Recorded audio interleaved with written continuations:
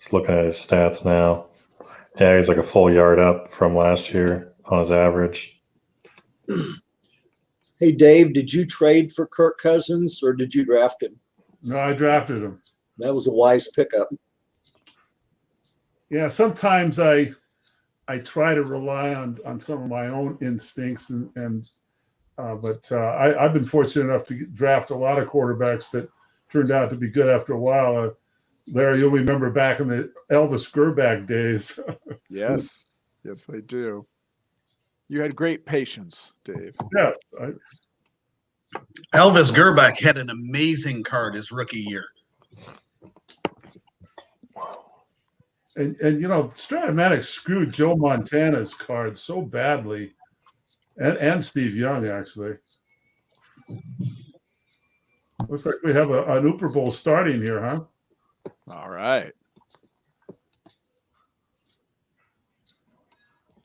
Anybody have a spread on this game? Oh.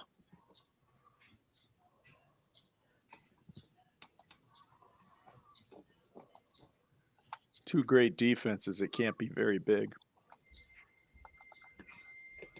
I think Dallas's lifetime record has a lot to do with why they would probably be favored.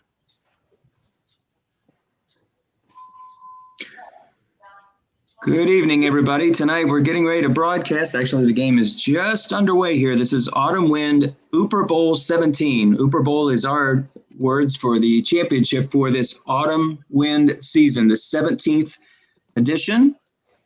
And we are just underway. Right now, this is the Dallas Cowboys, who are the defending champion. They are coached by Mark LePage, the number 3 seed in the NFC, facing off against the number 3 seed in the AFC, the New England Patriots, coached by Jeff Smith. So we'll get underway here. Dallas will have the ball first. After that 1-yard run, it's 2nd down and 9.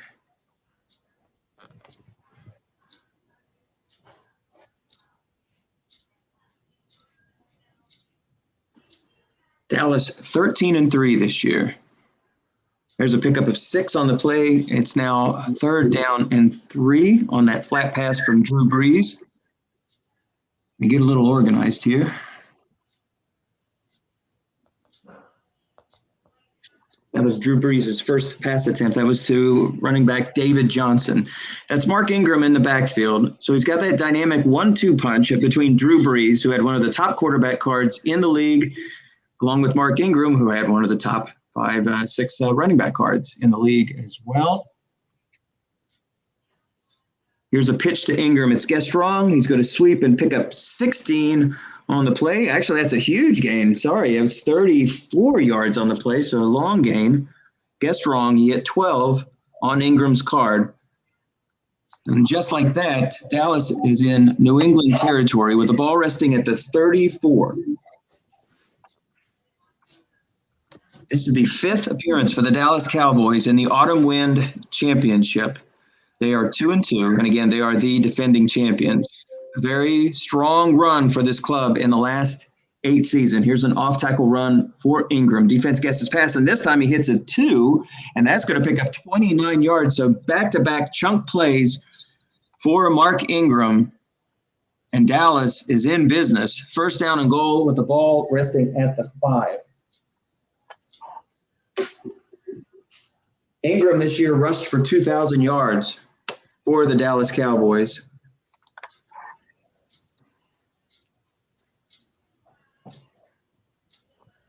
And so he's off to a huge start here early with 64 yards on just 3 carries after those 2 big gains. So 1st and goal, ball at the 5.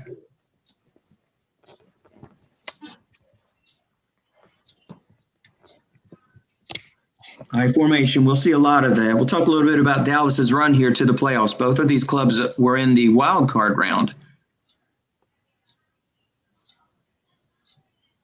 Dallas has been completely dominant in their first 3 games, only allowing 17 points in 3 playoff games. There's a run that's guessed right. No gain for Ingram on that play. Good call by New England. 2nd down and 5. New England 12-4 on the regular season. This is Jeff Smith's first appearance in the Super Bowl. He's been coaching for 8 years. This is his second playoff appearance. He was an expansion club in the 2013 season. In the 2015 season, in his first playoff appearance, he lost to Montreal, which was the eventual Super Bowl winner for the season. Now here's a pass. They're looking for Ingram. Defense guesses wrong, but it winds up on the D card, and it is incomplete. In fact, that was a very risky play. As you can see, the interception split there, 2 through 6, 11, and 12. So Dallas catches a bit of a break. So now it's third down. Dallas will switch into the I formation. So that'll put Johnson along with Ingram in the backfield. That's Vernon Davis, tight end, who usually plays on the left side in their 2 tight end set. That's Josh Hill on the line. Their lone receiver is DJ Chark. So Jeff Smith looking for a big break here after 2 chunk runs. If he can hold them to 3, he'd be super happy with this. Points are hard to come by on this Dallas defense. So if anything to cut this to 3 would be a good thing. And it's going to be a great thing as there is the first quarterback sack of the game. So coming up huge, Jeff Smith, after 2 long chunk plays, will only let up 3 points if he's able to make this field goal. Cameron Jordan had him again. Yeah, I saw quite a bit of him. Yeah. And that kick is through the pipe. So Dallas will take an early 3-0 lead, but Jeff Smith breathing a sigh of relief. You don't want to go down too far to this club. They only allowed 179 points, far and away the leader defensively for Autumn Wind this season. They have an excellent pass defense, a very good run defense, and they've also got excellent pass rushers. Both of these clubs are top 5 in pass rush for the season in terms of sacks, number of sacks. Dallas maybe had 38 for the year and 36 for Dallas.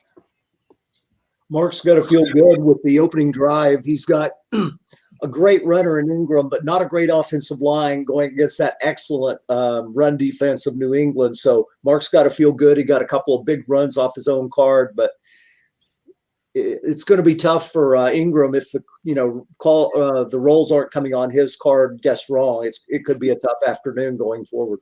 That's a good point. That comes from Tim Bowler, one of the coaches in our league. He's the coach of the Oakland Raiders. It was a playoff club this year. After that 3-yard loss, it's 2nd down and 13. That was Carr's first pass of the game. We'll take a look at Carr's numbers here momentarily. He had a big season this year, 30 touchdowns against 6 interceptions. There's a look for Larry Fitzgerald. It's good for 6. So now it's 3rd and 7. We're going to see a lot of this 3-wide set for New England. I had a chance to play this club early on, and this was what they ran pretty much the entire time. So that's Carr with 30 touchdowns against 6 interceptions. He also had 4,000 passing yards. Tyler Boyd was the leading receiver for this club with over 100 catches.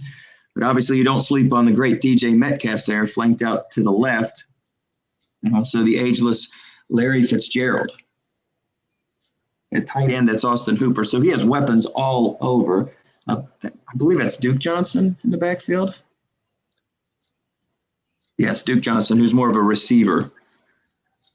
So here's a look for Hooper. It's complete, but it picks up 6. So now 4th and 1. Not going to be a decision here, basically. Jeff's going to go ahead and kick this away. He's going to trust in his defense. As Tim had mentioned earlier, that's not a very good kick, actually. It's the worst kick he could have possibly had. So fortunately, it was just a fair catch. So Dallas will take over at their own 46. It's kind of Dallas has an excellent pass defense and a very good run defense. I believe that New England has an excellent run defense and a very good pass defense. Interesting fact about New England this year, their point differential was 3rd in the league, 190 points. Only Houston and Los Angeles were better this year. This was a sneaky good club at 12-4. They happened to play in the same conference as Houston, who was 15-1 this year, but they only lost in those 2 games a combined 7 points. There's a pickup of 3 on that screen pass to Mark Ingram. It's 2nd down and 7 with the ball resting at the 49. 8:24 on moving clock here in the first quarter. The defending Autumn Wind champions Dallas Cowboys looking for their third Super Bowl champion, Mark LePage, one of the most successful coaches in this league, up against the upstart Jeff Smith and the New England Patriots. This is Smith's first appearance in the Autumn Wind Championship. There's a pitch to Ingram. Defense guesses pass, but against that excellent run defense, that makes up for missed calls. It's only a pickup of 2. Ingram on the first drive, 2 big runs, 34 yards and 29. So now it's 3rd and 5. This time the ball is inside New England territory. Jeff Smith feeling pretty fortunate after Dallas marched down the field on those chunk plays to only allow 3 points. He'd feel even better if he could get a punt here. This is not a team that you want to trail by a couple of scores. Makes life difficult when you have to throw against this club with their excellent pass defense and a very strong pass rush. Off-tackle draw to Ingram. Defense gets his pass, but it's on the defensive card, which is exactly what you want. Had that been on Ingram's card, that could have been another chunk play. It could have gone for big yards, but instead on the defense's card, no harm, no foul. In fact, he loses a yard on the play. So he's going to kick this straight away. It's going to bound into the end zone, and so New England dodges another bullet. After giving Dallas good field position at the 46, the Patriots will take over at their own 20, trailing 3-0 in Super Bowl 17. This is our Autumn Wind Championship. This is the 17th edition of this league in its electronic format, but the game goes all the way back to the late 60s via a board game, and it wasn't even Stratomatic. In fact, it was Avalon Hill, which they played for several seasons before transitioning over to Stratomatic, the board game. Here's a quick look. It's a pickup of 5 for Carr, who's perfect so far, 4 for 4. That's DJ Metcalf, the dynamic wideout for the real-life Seattle Seahawks. Could be trouble in paradise for the real-life Seattle Seahawks, as lots of rumors about Wilson potentially leaving the club. We'll see if that actually comes to fruition. So we see that same 3-wide set, and Dallas will counter with a 3-3-5. Excellent pass defense, good run defense. There's an off-tackle run for Carson. That's on the defense card, and that only picks up 2. So it's 3rd and 3.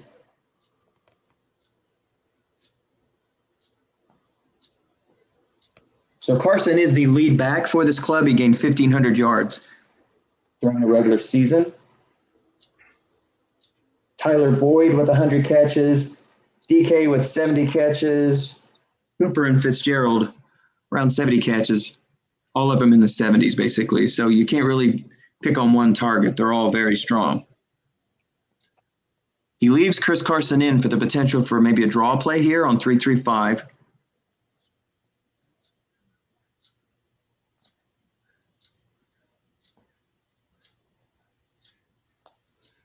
And there's a screen pass to Carson. Defense double teams elsewhere. That's going to be a first down. Excuse me. Pick up a 5 on the play. First down for New England.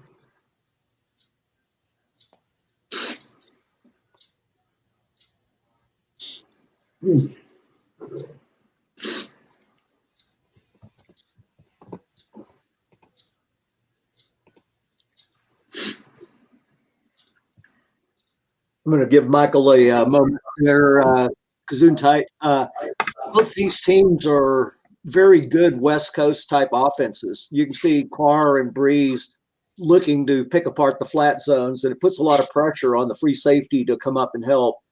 And we're seeing the 3 wide receiver set, as Michael had mentioned, trying to open up some of those flat zones, get maybe an extra target on the field. That's a good point, Tim. Nathan is an expert with these cards. Nathan, I'd have to say that that's probably one of the better flat pass cards that you're going to see in the set. For Carr, I believe so. I mean, it's only got really one combo he doesn't hit just right, so that's pretty solid. Mm-hmm. So Carr chooses to go deep there, and as mentioned, 0 men in the zone. It was up to the defender to make the play. The white die 5, and that defensive player was able to make that play, and that was... Who is that 5? Oh, Bradley Roby. He and I made a trade earlier for Roby for Diggs, Quandre Diggs. So I'm glad that one of my guys were actually able to make it to the final game. And on Tyler Boyd, he's got as his nickel back, nickel Roby Coleman. That's correct. So look at that strong secondary. Basically 5s on the wings. You got a 6 guarding Hooper, and you've got a 6 who he moved up on that play. That's going to be a pickup of 4.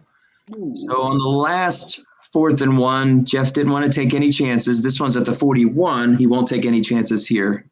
He won't go all Dennis Crowley on us. He's going to go ahead and kick this one away. Again, continue to believe in that defense. This one's going to be a much better punt. It'll land at the 10. And no gain on the play. But Dallas will set up shop with 3 minutes to go here in the first quarter, up 3-0.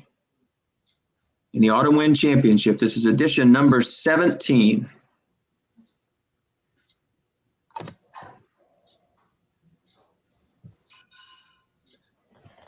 What do you think about the strategy, Nathan, of going 3 wide receivers here with Breeze? You're getting one of the middle linebacker 6s off the field, right? Yeah, I actually like this against the really good defenses when you can attack the 4s and the flats, not get as many probably flooded zones, you know. Although running, I probably would want to leave Ingram in there, I suppose, instead of Johnson. Could just be Johnson. Point that those double 6s there, when you can get one of those off the field, what he does is he puts those 6s at different spots on the linebacker zones, and he can wreak some havoc with you. But when you get him off there with 3 receivers, I think that's a good move for Mark. I think he'll play a lot of running sets like here when Ingram's in, but when you're kind of giving Ingram some plays off, I think you will see David Johnson in there. He's also got a great receiving card. So the defense gets run on that play. Josh Hill, the tight end, a pickup of 15. And so that'll move the chains. The ball now at the 30. Breeze is so good on a short. I mean, and those guys have to cover those 4s on the outside. So even a base formation, he's going to be really, really successful out of. He has a lot of options on offense. There's a pitch play to Ingram. He picks up 6. That'll be a gain of 6, 2nd down and 4. See, there was a play where he left the look-in zone wide open because you don't know if you're going to see a 6 there, 2 6s, or nobody. It's a really good defensive strategy because you're right. It's really tough to target that zone looking at it before the play. Exactly. Just take a look at it right now and then watch how he maneuvers it, and it really mixes it up. 2nd down and 4 for Dallas. 1:30 on a running clock here in the first quarter. That's guessed right, and it's a pickup of 2. That was David Johnson on the carry. So now it's 3rd and 2. Ingram has 15 unfatigued carries remaining, so you're going to probably see David Johnson mix in, quite a bit early. Mm-hmm. Something interesting, he was a 2,000-yard rusher for the season, but I played him. Dennis played him. Shreveport also played him as well. He's only averaging 3.7 yards per carry during the playoffs. Now, that just could be poor rolls. You never know, but maybe the coaches have made a concerted effort to make Breeze beat you. Again, you're picking your poison against a club like this with a very strong run card, and Drew Brees, who has maybe one of the top 2 or 3 passing cards here. I mean, guess right, he's over 50%. There's an off-tackle run, and there's another chunk play, the 3rd of the game. That's another 29-yard pickup, and we haven't made our way out of the first quarter, and Ingram already has 100 yards on 8 carries, and that will put the ball at the 33. So with that run, they flip the field again. This is on 3 possessions now. Dallas has made their way into New England territory. They're already up 3-0. New England's asking, where are my chunk plays? They've already seen 3 of them. Not much your excellent run defense can do when you're rolling a 2-12 on your own man's card. Well, strangely, Jeff calls a lot of run, even with that excellent run defense, but he's failed to call run 3 key plays that got those chunks. There's a pickup of 4 on the play. That was a pass to Chark. That's his first reception. Chark was the leading receiver for this club this year. 83 catches, 11 touchdowns. Not a lot of star power with their wide receivers between Beasley and Chark and the aging Vernon Davis. But he makes up for that with one of the better quarterback cards in the set, if not the best. 2nd and 6 with the ball to 29. That's Ingram who's checked back in. See the same 2 tight end set we've seen for quite some time. An off-tackle run for Ingram. This time it's on the defense's card. He's going to lose a yard on this play. So it's been feast or famine so far for Ingram. 2 29-yard carries and a 34-yard carry.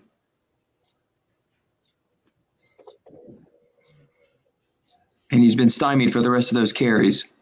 So now it's 3rd and 7 with the ball at the 30. So now we see New England has checked in Montez Sweat from the Redskins. You see him there at outside linebacker, left outside linebacker.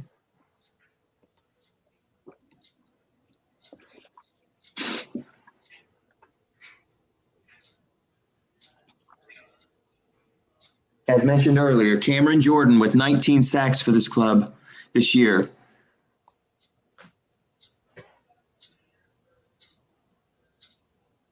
There's a slant to Hill, the second tight end. And that pass is going to fall incomplete. 4 men in the zone.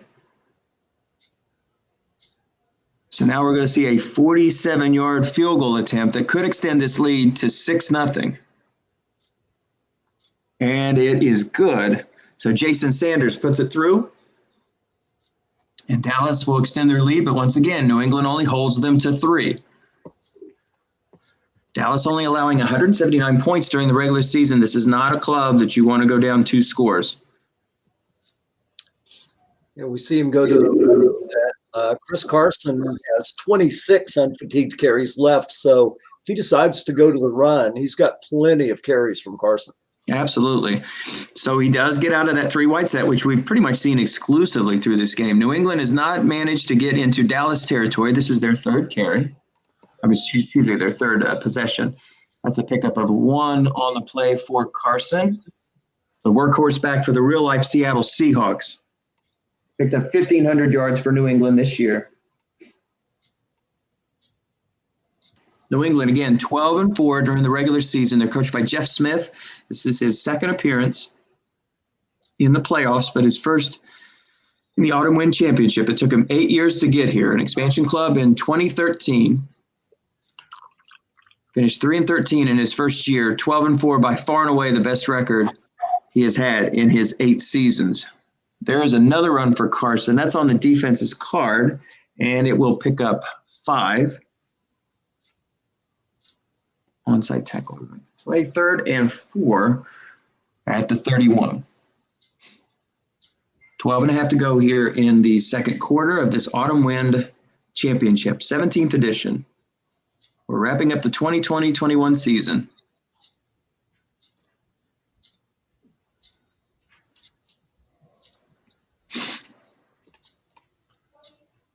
We go according to pattern. 2-yard run here. It's a pitch to Carson. Defense guesses wrong, and that's a pickup of 5 on the play. And so move the chains for New England. Their offense has been stymied so far. They'd like to put together something here. And so he is crossing things up a little bit. We've seen that 3 wide set throughout, but now we see that Mo Alley Cox has checked in, replacing Well, actually, we also see Gordon over there as well. So there's your deep threat receiver, along with DK Metcalf. He's got two of them. So Boyd and Fitzgerald are on the bench right now. There's a run to Chris Carson. He's going to pick up 9 on the play as the center was able to make the block. It looked like Dallas brought up a man there. So we're seeing New England establishing a run on this drive. Will we see DK Metcalf take a shot deep at some point? We've seen it one time already. Well, it might be why he's got Gordon in there, because if he throws the short passes to him, he's got that lethal guessed wrong card. Mm-hmm. And he's calling run, as you can see. So I think that might be part of his thinking, is that he wants to put the guy that has the explosive plays out there against the coach who's calling run more. And speaking of calling run, great key there by Dallas on a 2nd and 1 play. Well, he actually ran a draw, and he Strange stuff to run a draw. It wasn't the key. You're right. It was a run call. It's now 3rd and 2. if he had just run it, he would have got 1 yard there, but he's trying to avoid that linebacker that keeps popping in the zone. Oh, incomplete pass. Guessed wrong on the interception split. See, that card guessed wrong is about as good as Breeze guessed right. So that's really the big difference. Not only that, but the defenders are better until at least 3rd down for Dallas in the secondary.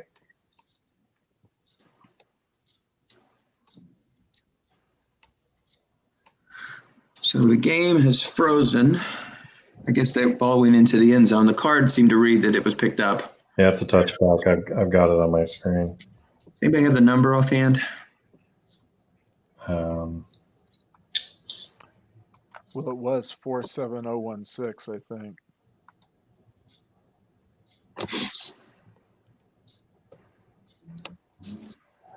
So Dallas is going back to the running set. We've got Ingram in at the moment. He's a guy that I'm sure Mark's really monitoring his carries because we've still got 40 minutes of football. He's down to 13 unfatigued carries, so roughly 15 usable carries. So I'm sure we'll see David Johnson or him maybe using Ingram a bit as a decoy and trying to get his passing game going. threw a little looking incomplete there. Interception split. Pass ball's incomplete. 2nd down. Got to do a little bit of house cleaning here whenever the game freezes. There we go. So Breeze 5 of 8 so far for 54 yards. It's mostly been the Mark Ingram show so far. At one point he had over 100 yards. I think he's at 98. 3 big plays, 29, 29, and 34.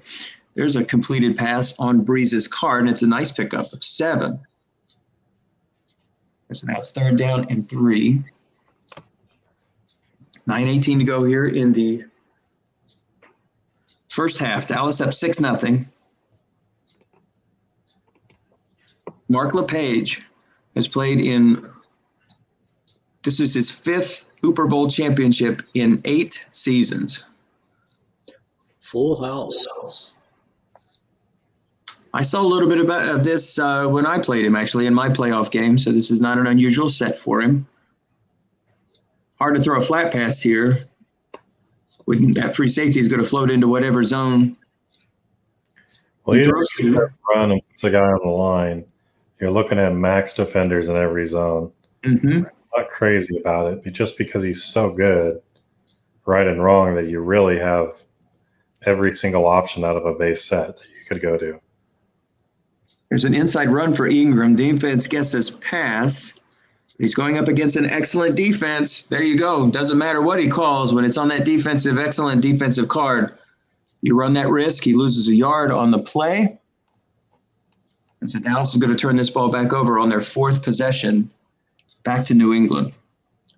Other than the 3 big runs, Ingram is 3 carries for 6 yards or 7 carries for 6 yards. So. Yep, exactly.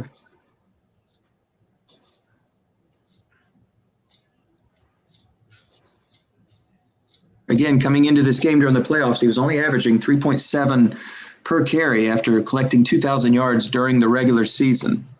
So perhaps the three coaches leading into this game are making a concerted effort to put the brakes on him, but there's not much of what you can do when you roll snake eyes, and boxcars. A good field position here for New England. They'll set up shop here at their own 40, trailing 6-0. They have not yet made their way into Dallas territory. There's a shot that falls incomplete on the defensive card. 3 men in the zone.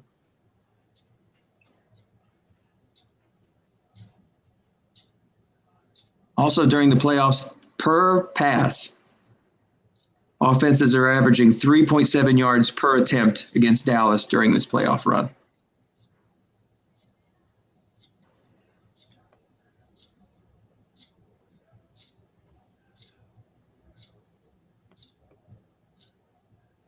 We're back to that I formation again. We usually see the 3 wide set, but as we mentioned, maybe a concerted effort to get it to Chris Carson. He is, but in this case, he's going to throw a pass, which falls incomplete.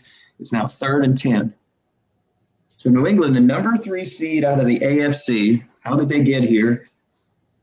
They played a crazy game against New Orleans, a turnover-plagued game, a late score, and instead of going for the tie, they went for 2 and got it.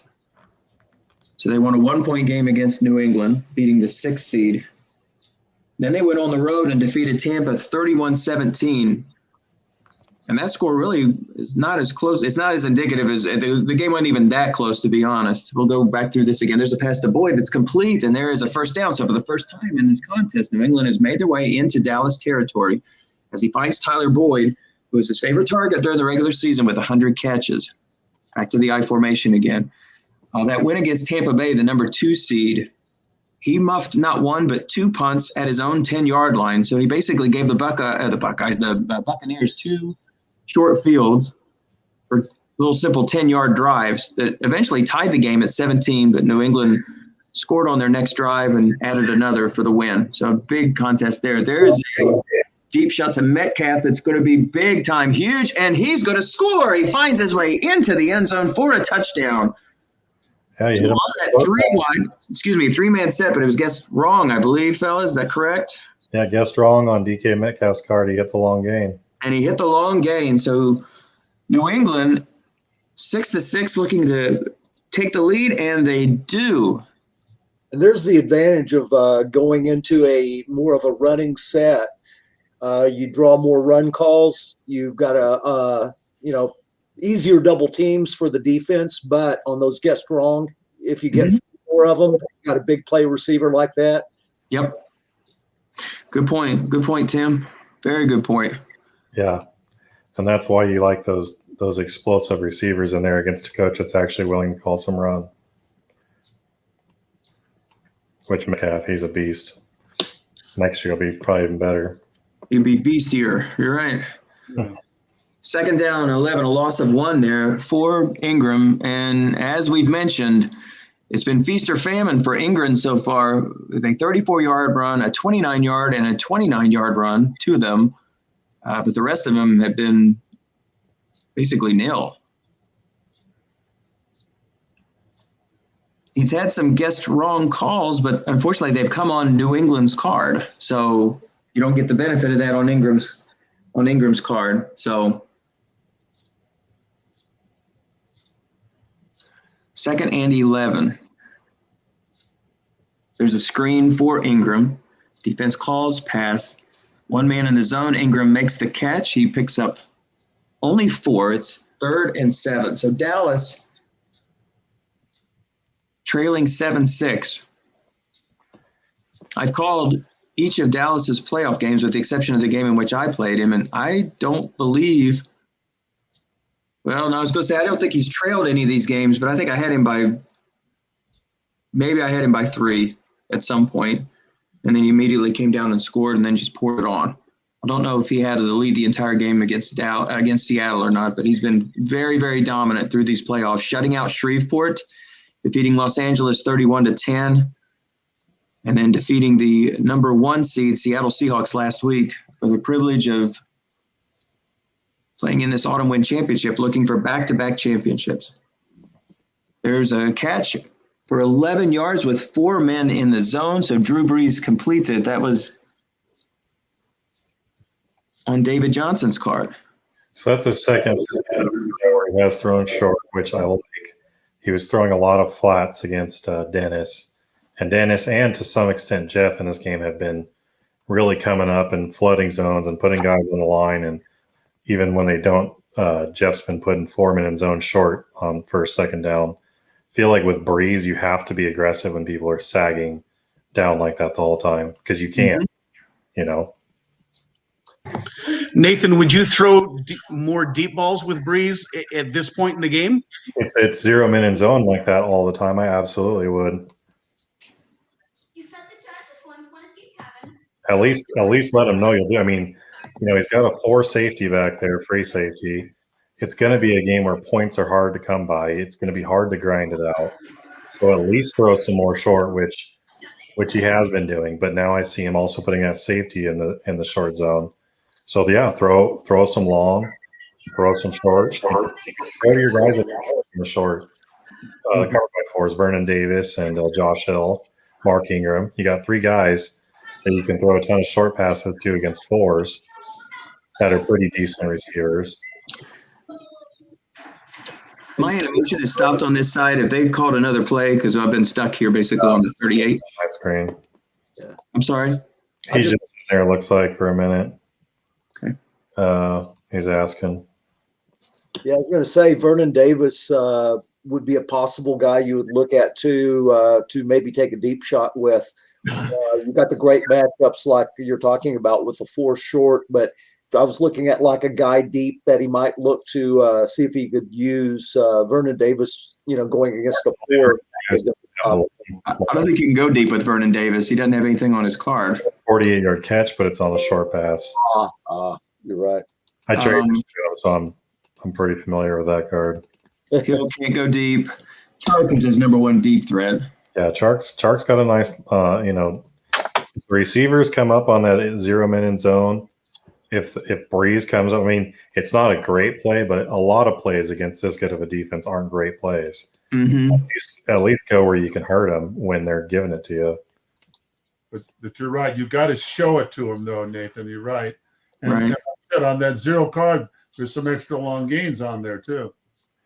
Well, I mean, between Breeze and Ingram, you can literally do anything you want. And he's got 3 different 4s in coverage. Okay, it looks like maybe they're having some kind of issue here. There's been no response from Jeff. Neither of these quarterbacks are really interception risks, just right long. So you can definitely, in a low scoring game like you guys are talking about, you can definitely look at these guys to want to take a shot every so often. Just, you know, even a short pass like we saw earlier, guessed wrong, you know, it changed the game. It went from 6-0 to now 7-6. So, well, in 0 men in zone, I mean, I haven't seen him double a lot. I mean, I haven't really been paying attention to that specifically. I've seen him putting guys on the line, maybe flooding some zones, putting 3 men in short pass. So, you know, you go against the weak defenders on the short pass, and you take your shot, I guess, to Chark. If you don't have anyone to put over there where Beasley's at, that's a better long receiver. Yeah, Jeff doesn't actually double team a lot. I'd say he's really low on the scale of double teaming. Certainly, as opposed to Mark, who double teams about as much as any defense. Exactly. Mark double teams 2 guys almost every down. Yeah, against Mark, I almost don't even like the 2 tight end option set because of he can get 2 really good doubles pretty much every time. I'd rather have a blocking back that, you know, like Noah Fant, for instance. For me, it was one of the guys. If I have like Fant and Ingram on a team, I mean, that's 5 legit receivers every single play to any you know, flat short you want to go to. Yeah, you use Fant to a real advantage for you, Nathan. That was great. It keeps the free safety off your receivers when you're blocking back and running back can legitimately threaten you down the field. and you can also, you don't necessarily have to have 5 deep threats to be able to get a lot out of them. If you've got guys that have either flat or short, and you throw to him enough, just with the volume, you can get the free safety tied up because, like on Ingram, if he's throwing a lot short to Ingram, going against a 4, Ingram's really good for a halfback, and the only possible double team is the free safety. So you can kind of shake somebody on the outside loose a little bit if you're throwing enough to them. Yeah, you're right. That does put a little pressure on the free safety, Tim.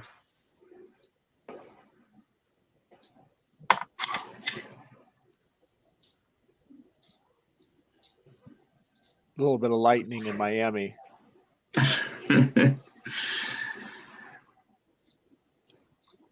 Looks like they're calling a play now, so we'll get back after it. Looks like they had a weather delay in Miami. As Larry said, the commissioner might want to consider moving these to domes. Just my opinion. Yeah, they tried that with Super Bowl New Orleans hosted, and they had a power outage, so that's no guarantee. There's no utopia. That's great, Tim. Plus, it's smoky after the half. You know that? The third quarter, visibility is low. It's a good point. And I put those damn helmets on the field with the sparklers coming out of them in pregame. So it's maybe a good thing we weren't indoors for this one. I can't help but think those are slightly responsible for this. I got a new game number up, 30626.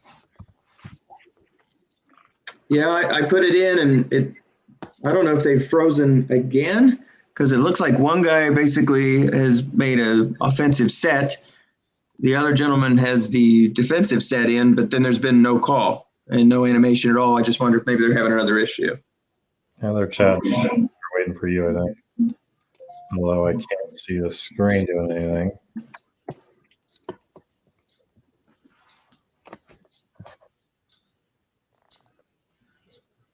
I actually watched the 1958 National Football League Championship game in a very cold Yankee Stadium. Wow. You were literally there for that game? No, I was watching it live. Oh, you were watching it. Okay. With my dad.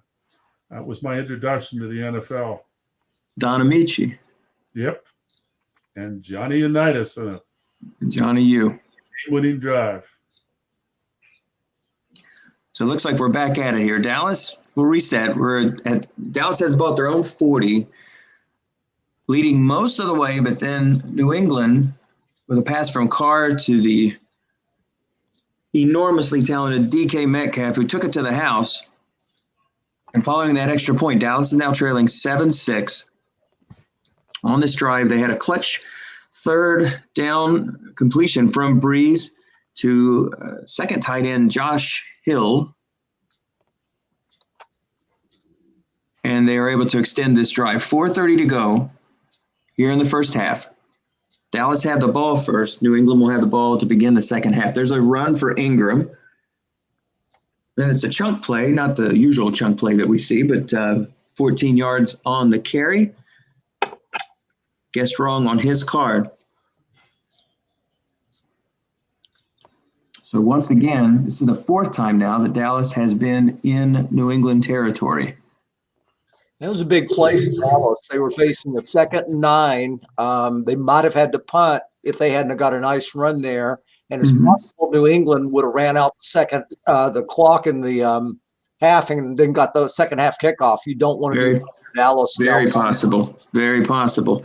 There's a pickup of 7 on Drew Brees' card. That's for Ingram. It's his third catch of the game. Drew Brees, 10 of 13 so far for only 64 yards. Not much of a factor. Ingram has been the man so far in this game. Over 100 yards here in the first half. In fact, he had over 100 yards in the first quarter. 2nd and 3, 3:18 to go. Autumn Wind Championship number 17. We are in the Super Bowl. This is Dallas and New England, both number 3 seeds in their respective conferences. Dallas looking to repeat and looking for their 3rd overall championship. Jeff Smith looking to make history. And that's how you make history right there. There is a sack, a big loss on the play. and that is Cameron Jordan. Now, Nathan, remind me here, didn't he have like a monster game against Seattle? I think he was the guy that had 4 sacks in the game, correct? I believe so. David, I believe so. I think he did. Influenced. And that was his asterisk that got that sack. Thanks, Tim. Good call. So Jordan with the sacks, that's their second sack of the game. And so that now makes it 3rd and 13. So again, an excellent run defense, but a very good pass defense. But what helps this club is 36 sacks on the year, which put them top 5 in the league. And so that is a game changer there. Dallas looked like they were on their way to a potential score that could have given them the lead. At least they were putting themselves in position. Now, a very difficult make here, 3rd and 13. Now, and if we're listening to everybody in the studio, all eyes on that 4 free safety who goes over to double team Cole Beasley. The pass is thrown to Miller, but it's incomplete. He just misses just by a digit. 14 would have gotten that first down, but instead they're going to have to punt. They're going to angle this one, and it's a nice one. Very, very good kick all the way to the 3. So right now the MO for Jeff Smith is to run this clock out. Maybe get him a first down, get rid of Dallas's timeouts, head to the half with a 7-6 lead. It was actually a pretty good play when he tried to get David Johnson there. You know, he's got him on a 4, but doing it on a full house, you know, I feel like he's been getting better opportunities from the base formation, really, with the zero in and zone and deep. Mm-hmm. Well, maybe Jeff's been moving him up. I did see him move him up in call pass, which doesn't actually help anything. There is an inside run for Carson. That's a pickup of 4. And that'll get the clock down to 2:24. Actually, that'll run it right down to the 2-minute warning. Dallas will not call timeout here.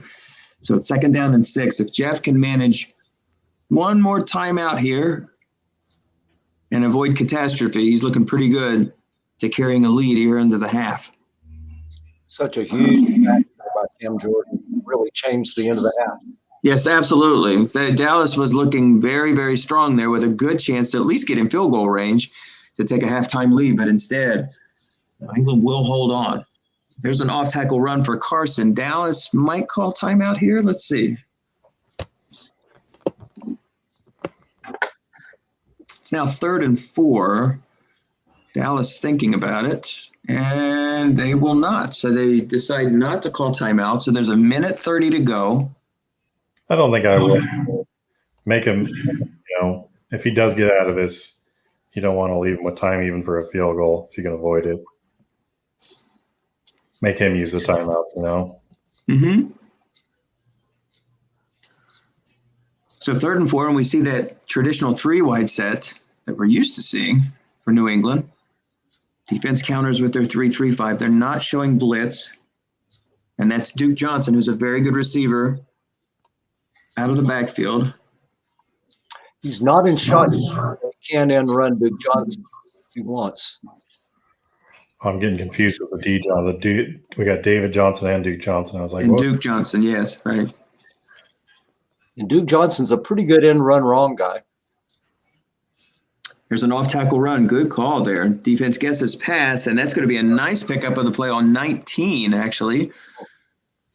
So now let's see how New England chooses to play this. It's not like they have great field position. They may just be content to just let this clock roll. And I was wrong. Hey, I've got a lot of brackets and a lot of Cameron Jordan in my game against Jeff.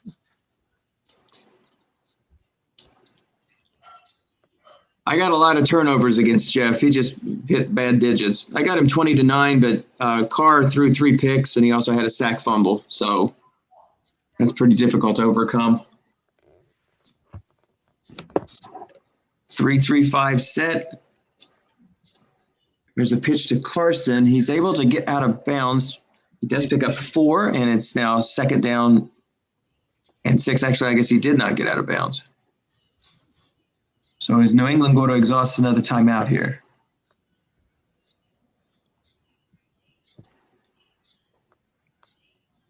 Dave Zeminski, I miss when we were able to call our own timeout, getting out of bounds rules. Remember those? Oh, yeah. I told you my very first loss in Oops football, I was playing Rick Byron's, and we didn't have the kneel down rule. And I ran the safest run possible, still fumbled. 1 second left, Rick kicks the winning field goal to beat me because I couldn't kneel down.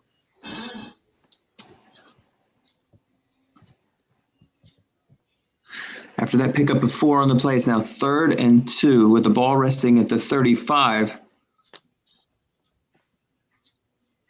So now you've kind of put yourself here in a situation that if Dallas can make the stop, they'll have the ball with all 3 timeouts remaining.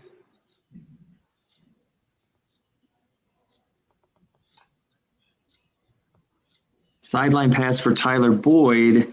Ooh. And look at that. Dallas is going to catch a big break here. They will call timeout, which should take the clock to a minute. So Dallas is going to get the ball back. They won't have super field position here, but they will get it back with 2 timeouts to go. So that was a big decision there for Jeff. He had the chance to take this thing into the locker room 7-6 without Dallas having the chance to see the ball.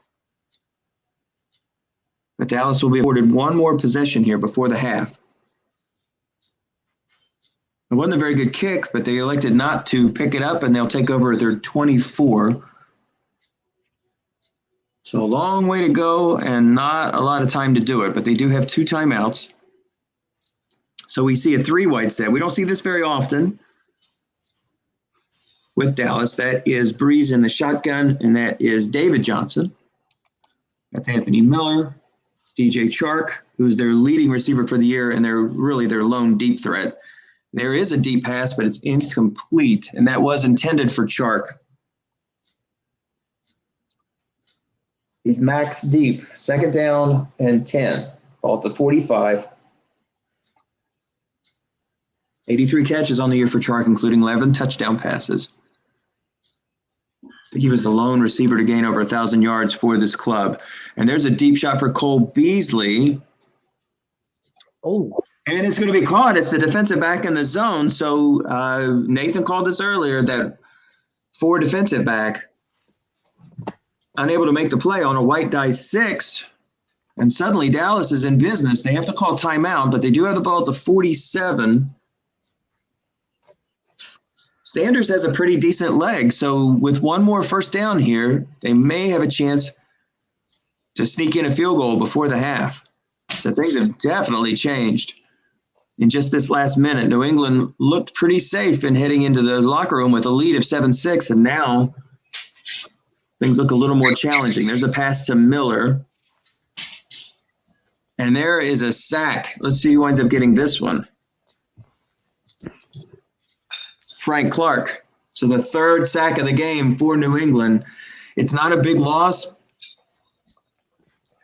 but Dallas is likely going to have to burn one of their timeouts here. So that's a huge play for New England. So again, the sack exchange comes up deep. Comes up really, really big. That's their 3rd sack of this first half. And unless Dallas can connect on a couple of consecutive plays here and get out of bounds, we may be looking at the score, and we may be looking at the halftime score 7-6. 2nd and 15.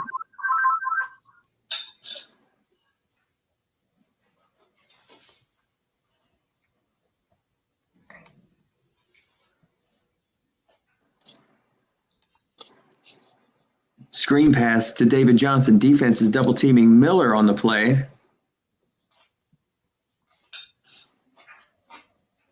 He slid his linebacker out. Yeah. His 6. Yeah, he's got a 6 over in that right side. We've got a delay in animation. Have you seen anything on your side? No. Wonder if we have a freeze.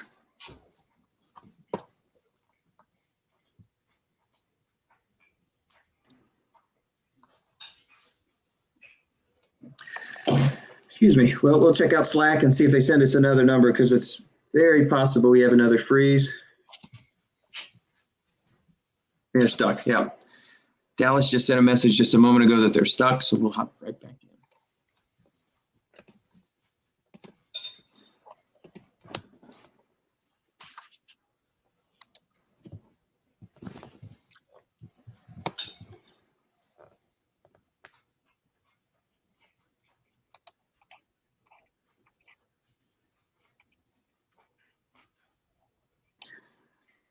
it's nice of the coaches who are playing in a championship game that's, it's pretty tense. You only get one of these, and the opportunity to play in a title game, that's important. And your concentration is really going to be focused on this game. But even when they've had blockages here, some stops in the game, they've been nice enough to send these messages on Slack. So that's a plus. I really appreciate that, so we can put together a good broadcast. We won't miss too many plays, if any. 107. Hi, could you repeat that number, please? 101.7. 10177? Yes. Thank you.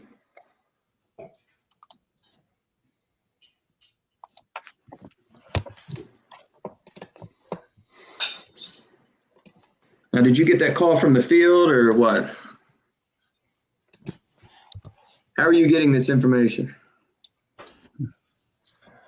Conspiracy.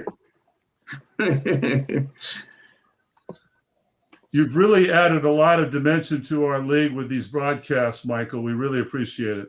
Well, I appreciate, you guys joining us, because this is a watch party more than a broadcast, but also I appreciate Tom Cook, because without him, there wouldn't be any of these broadcasts. Yeah, well, it makes a difference. It really adds a dimension.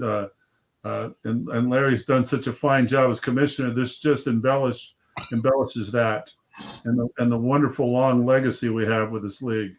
Unquestionably, it's the best one. Duke, do you know that Ken is on here with his son? That's the guy that's been putting together all the great graphics. If you've seen them on the website, have you noticed those? Oh, those are nice. Isn't that something else?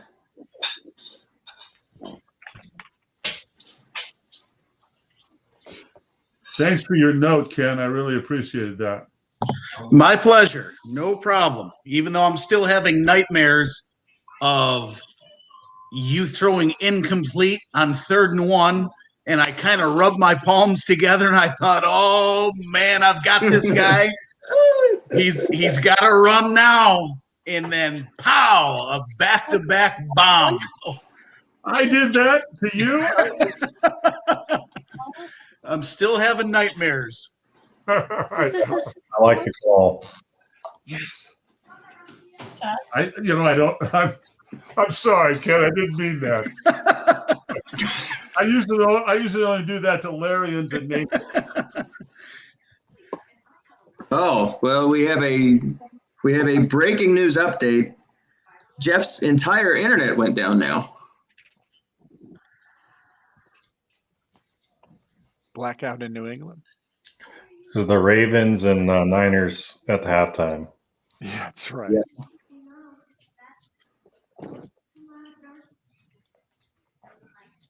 Ken, I have nightmares playing Duke too. So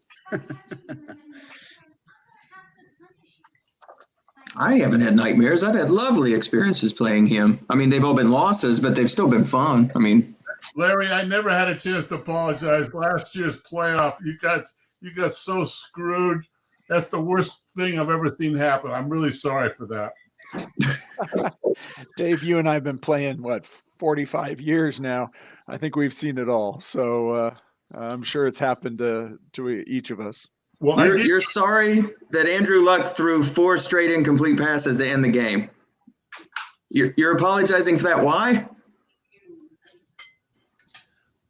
I mentioned you, Larry, to Nathan quite a few years ago. I remember your Cincinnati team.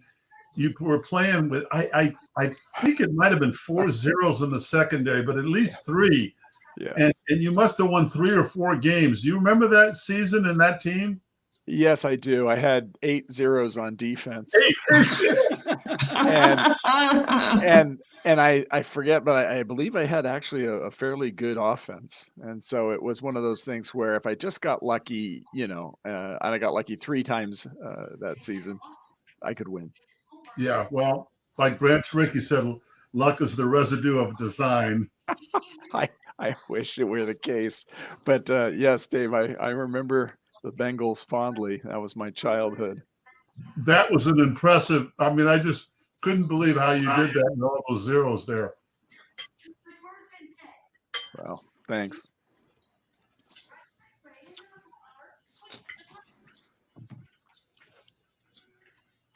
Tim, are you eating dinner? Is that you? That's me. Oh, okay. I misestimated for my wife when I thought dinner would be good to have. So I asked her to deliver it, and she came through as always.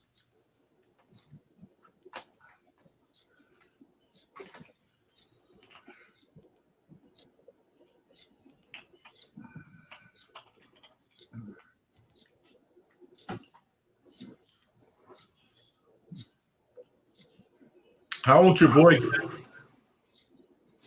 He is 11 years old, and I've got another boy who's 9 years old. You getting him into Stratomatic? That is the plan. He is fully into football. He's into football probably more than I am. But Stratomatic is relatively new to him, in terms of the playability of the game and the rules and so forth. So the original plan was for me to be the coach and for him to be the assistant GM. And he's kind of become the GM and mostly the coach and critic and media and owner and everything in between. So that's the way to get him started.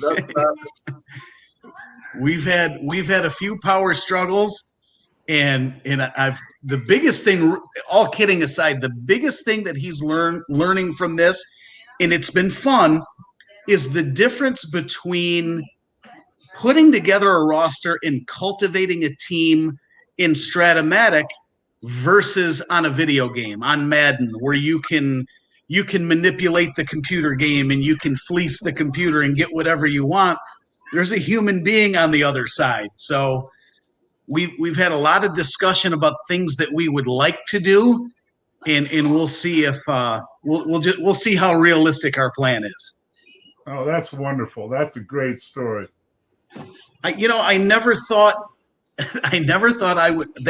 being a football nut myself, I never thought I would have a son where I would have to say, listen, man, can we please talk about something else? Just like movies, politics. I don't care what it is. Just give me 5 minutes. So it's a lot of fun. They're both really good boys. Well, I'm looking over while we're waiting for this number. If your son doesn't already have it memorized, I'm looking at your roster right now. Okay. It's a good looking roster. There's some really, really good talent on here. And plus, too, now this year, after you get past the 1 year probationary period, you know what happens, right? Oh, yes, indeed. Exactly. Yes. I think we have some – I love our team. I really do. I think we have some really nice pieces, but we're obviously we're missing the number one piece. We need a quarterback, and I think once we have that in place, I think we might be all right. Where is your draft position this year? 7th. I'm doing the math in my head. I've done this math many times. Yeah, so I think we know the number 1 and number 2 quarterbacks, obviously. Right. The number 3 quarterback, there's a lot of cause for concern for him. I agree. So the question would be, do you make a trade? And it's hard to say. Off season, we'll just have to see. We're months away from seeing the cards, and the cards don't always make the difference, especially with a team that's rebuilding. But that could be to a range. You never know. The top 2 teams, I'd have to look and see the top 5, but maybe there's the possibility of moving up to those 1 or 2. It's very possible that the 1 or 2 may not need a quarterback, but I think there are at least 4 or 5 clubs that definitely need to rebuild and would love to have a shot at those. There could be a serious bidding war for them. I honestly, I think St. Louis, would be it would be who? Oh, come on. The team that was 0-16 this year. Sorry. The Tiger Cats. That's a team that's going to wind up getting one of those quarterbacks, I would think. He most certainly will. Yes. Yeah. And there's some other quarterback hungry teams up there. I mean, there are some guys with some decent quarterbacks, but on the older side, so you never know if they're going to want to make a move toward youth. Right. But I think the important thing for us, and it's what Will and I have discussed many times, is don't panic. There's no reason to freak out. There's no reason to panic. There's no reason to sell the farm. There's no reason to rebuild when you don't need to rebuild, or there's no reason to buy when you don't have to buy. So, we're in the 7th spot. If we can trade up, great. If we can trade back, that would be great too. I'm not opposed to that.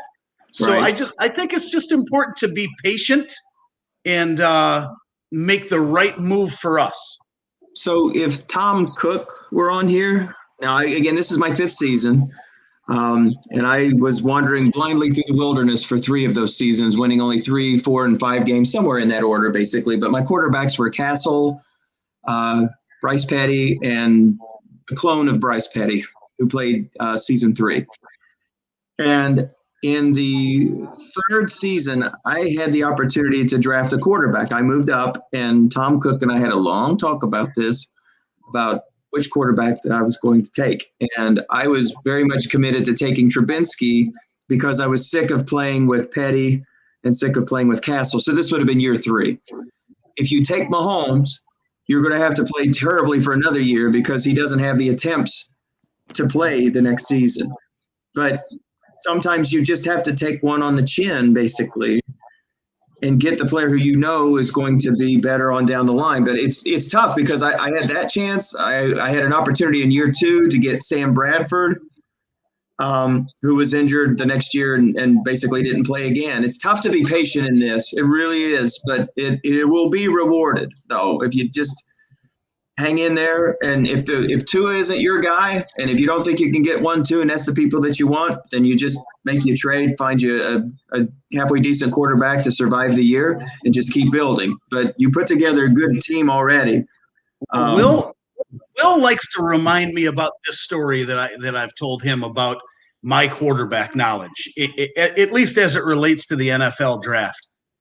In 1998, when the quarterbacks went 1 and 2 in the NFL draft, Peyton Manning and Ryan Leaf, there, believe it or not, back then there was some debate about who was going to be the better quarterback. And I knew, I was 100%, I absolutely knew that one of those guys was going to be a bust, and I knew that one of them was going to be a Hall of Famer. I didn't have any doubt about it at all. And so, I was convinced that Ryan Leaf was going to be a Hall of Famer, and this Peyton Manning kid was a little bit overrated. So here we are X amount of years later, with that having been my official disposition between those two guys. Will has reminded me that maybe he should weigh in on which guy we should go with. But we certainly need one of them. Well, something to think about. Obviously, your son is in the Madden generation. And while they're stuck again. They gave us another number, and unfortunately, we're stuck again. So here's the advantage. So we play a year behind, which you already know. Yep. He can go downstairs right now and go play Tua 1,000 games. So maybe he knows what they have him do a franchise with Tua, all right? Have him replay a franchise for 10 years, and then you know what? You'll know what kind of player that guy's going to be like for the next decade, because Madden is 100% accurate. There you go. It's very realistic and accurate. Yes, for sure. I used to be really good at that game 20 some odd years ago. That's the fun thing, is trying to tell people what this game is. It's hard to explain. Very hard to explain. It's hard to explain. They all say the same thing. Also, it's Madden. No, I'm not playing Madden. Or so it's fantasy. I mean, maybe Dave Szymanski plays Madden. I don't know, but probably not. But trying to explain to them it's a card and dice game and a simulation where basically, it's not like flashy. And then they're like, oh, so you're playing fantasy football. No, we're not playing fantasy football either. You're drafting a 53-man roster. It's so unique. It's so different. But that's really what makes it try. That's what makes it special, though. That's why I fell in love with this game. Years ago, playing card and dice. It is hard to explain, but I don't know. There's a real magic to it. I agree. Yeah, it's the one of their 4 games that I think that a human coach has more control than any of the other games. See, Or not. I look at the other games more as just math probability games. I agree, 100%. Right. I look at this one as football. Well, I think this is one where coaching can have more of an impact during the game than any of the other games combined. And I've played basketball, I've played hockey, and baseball is the least one that you really, in my opinion, have much to do. It's really about lineups and matchups. But there's not much you can do past that. This one here, it's still about lineups and it's still about matchups, but there's so many things that you can do to change the outcome of a game. Just because you have a franchise that's headed for 5-11 doesn't mean that they're going to finish 5-11. You can kind of coach, you can't coach them up to 11-5, but you can kind of coach them up to 8-8, just like you have 10-win teams or look like they're going to win 10 or 11 teams, and you can coach them right out. So of course, Part of it probably has a little to do with sampling. You're playing a shorter season, and one play makes a bigger difference. And I've played baseball and basketball. I've never played the hockey game. I feel like there's a lot of coaching in basketball. It has more to do with getting your player chemistry right and playing the foul situation correctly. Mhm. I think there is a lot of coaching in basketball, though. I think You it's feel that really way? underrated. That's interesting. I've played in leagues before. Ed Barrow had leagues that I played in 20 years ago, and I never really felt there was a lot of strategy with this, and I played it for years. Like I said, there is strategy in that one. I'd say of the 4, that would be the number 2, but I just feel like there's so many more things that you can do coaching wise in this game than you can basketball. I just feel that way. Maybe I'm wrong. Well, we are having all sorts of glitches. They've given us another number, and now we're locked up again. Anybody having any luck with this at all on your side? Anybody trying to log in? I'm in right now. It looks like they got it going. 30300, I think, was the number. Yeah. Yeah. Okay. I started playing Stratomatic in 1963. The second year Stratomatic had cards. Looks like there was an interception thrown. Get right to you in a second, Dave. Well, almost halftime, though. 8 seconds left. So it's been eons since we were in this game, but I think Dallas had the ball somewhere around the 30. Maybe it was after that sack, it was 3rd and something or another. Yeah, Drew Brees' first pass was picked. Returned for 13 yards on a short pass, Okay. about the same spot. Okay. And now it's 1 second to go at the Dallas 47. Yeah, I've got her now. So one crack at it, basically. Still waiting for Jeff to put a formation out there, assuming that we have it locked up again. We've had some serious issues in this game. Gentlemen, I want to thank you. I have to step away. I may be back before the game's over or at another time, but it was great to see you guys, and hope you have a great time, and we'll see you again soon. Thank See you, you, Larry, for a Larry. great year. We appreciate you very much. Thanks a lot. Take care. Take care, Bye-bye. Larry.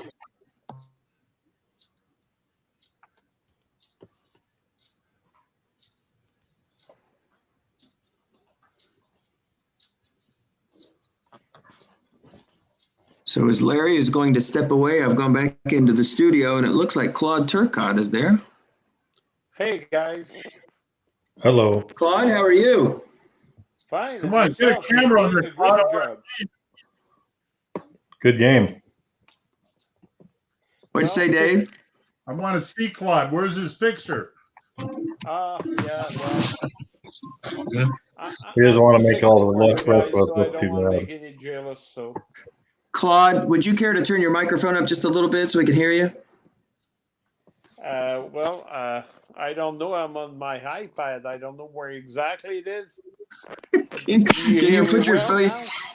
Can you put your face as close to the iPad as possible? I'm just kidding. We can hear you loud and clear. Claude, how you doing? I'm sorry we couldn't put you in the broadcast. I'm a cheapskate, and I didn't pay Is for it this. better now? Yes, much better. Thanks, Claude. I'm a cheapskate, And so you can only have 6 people in the studio audience, which basically one of them is my own screen. So that's why you've been sitting backstage. But when Larry stepped away, that's why you were put in there. So I've been trying to get you in here. So thanks for joining us. We appreciate it. Well, I was watching most of the games while I was watching TV with my wife, so I was able to do double tip things at this moment. Come Well, on, priorities. Dump the wife. oh, God. Jeez, Dave, I'm going to mute your microphone.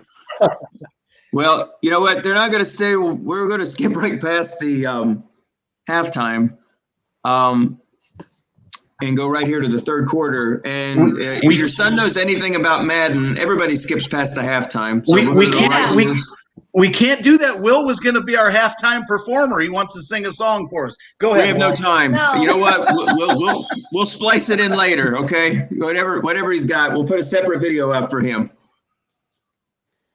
And you know what? To be honest, Dennis Crowley wanted to see him sing, and he's not here right now. So we'll do that later. We'll have a special broadcast for you.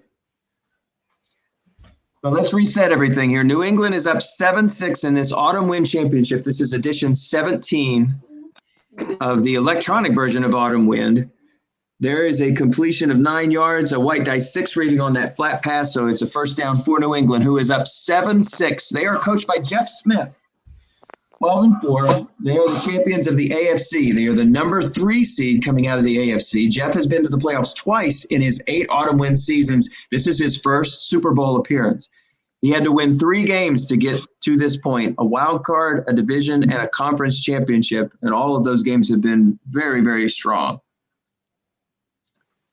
There's a quick pass. It's a pickup of 5. So for Carr, his quarterback, that's Derek Carr of the real-life Oakland Raiders, a very efficient 15 of 19 for 119 yards, 1 big play. That was a long pass completed to DK Metcalf that gave them their lone touchdown, and for right now, the lead in this contest. They have made their way into Dallas territory only once in the first half, and now they're at midfield, so they're closer. So it's 3rd down and 3, 12 minutes on a running clock here in the third quarter. So New England here at 12-4 is facing off with Mark LePage, one of the most dominant coaches, especially here in the last 8 years. He's appeared in 5 of these Autumn Wind Championships, winning 2, including last year's contest. So he's looking for back-to-back titles. Hey, Mike, do you see the field up there? We don't see the field. We don't. Yes, absolutely. Where did the field go? That's odd. You've got all Hey, our Mike. faces up. Some little square probably on there you have to hit. How about now? Hey, Mike. Can you see the field now? Nope. No. Oh, Share your screen. yeah, I'm trying to, but I think that's what we've run into basically. Now we have too many people in here. Claude, could you take a powder for just a little bit? Hey, you know what? We're gonna sign off and we're gonna watch from afar. So to hit the sack anyhow. Okay. So good night, everybody. Happy Super Bowl Sunday, if you will, and thank you again very much for everybody being so gracious and having us in the league and such. Absolutely. We'll have a good time with this. You know, when the cards come back out, we always have these sort of parties and everything. So just jump right back in. But we'll be in touch through the year. And thank you both. You've been great additions to the league this year. It's nice to see you, and we'll see you soon. So New England just went for it on 4th and 1, and it looks like they got stuffed. Yeah, we were kind of counting on Will singing. So, Dave, you're going to have to take over that role. All right, Okay, Dave. Bring it Warm it back. up, buddy. Wrong. Me. There we go. Not my forte. It's not. Carr lost a yard on that 4th and 1 and fumbled. Oh, And wow. All right. Could not advance, I guess, because someone different recovered it, I assume, is the reason. Thanks, Nathan. I appreciate it. Wow. So we'll set it back up here. So here's a pass to Vernon Davis.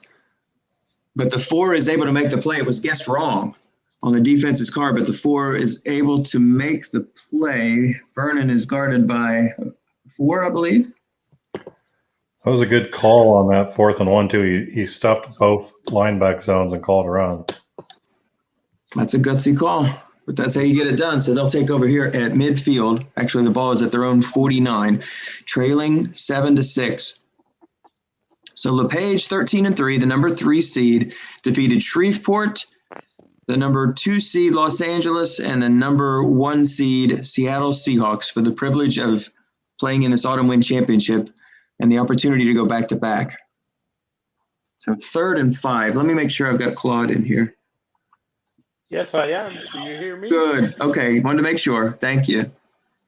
Hey, by the way, Mike, for the pronunciation of the name is Lepage, not Lepage. I thought so. I thought so. Yeah. Canadian brethren sticking up for each other. Lepage. Lepage, yes. Lepage. Viva Quebec. Excellent. Gotcha. C'est très bien. Am I getting Turcotte correct? Well, kind of. It's Turcotte, but it's not that far. But Lafleur is more of a challenge. Jean Lafleur. Well, I am a physician recruiter, and we have a medical staff of 36 international physicians on our team, and pronouncing names is not my forte, unfortunately. So my apologies for butchering it. Claude could probably tell my family how we should be pronouncing our name. We think it's probably Bollier. Bollier, I'll bet you that's right. For me, it's Tim. How about that? I can't mess up Tim, and I can't mess up Mark and Claude. You do a good job with my name, Michael. I'm really impressed. Saminsky, I got that from like the get-go. You sound like a linebacker. Saminsky's a big hitter over the middle. There's an off-tackle run for Carson. Now, in that first half, we started to see as Nathan had pointed out, he liked the formation, going to an I formation, pulling one of those wideouts off the field. The 3 wide set is what we've seen a lot, actually, from New England this year. We lost the field again, Michael. We've lost the field again. All right, let me jump back in. Sorry about that.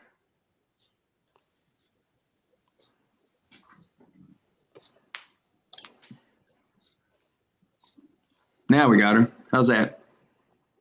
Nope. No, that's another screen. It's not the field. Not yet. Not yet. That's strange. I'm not sure why it's not doing that.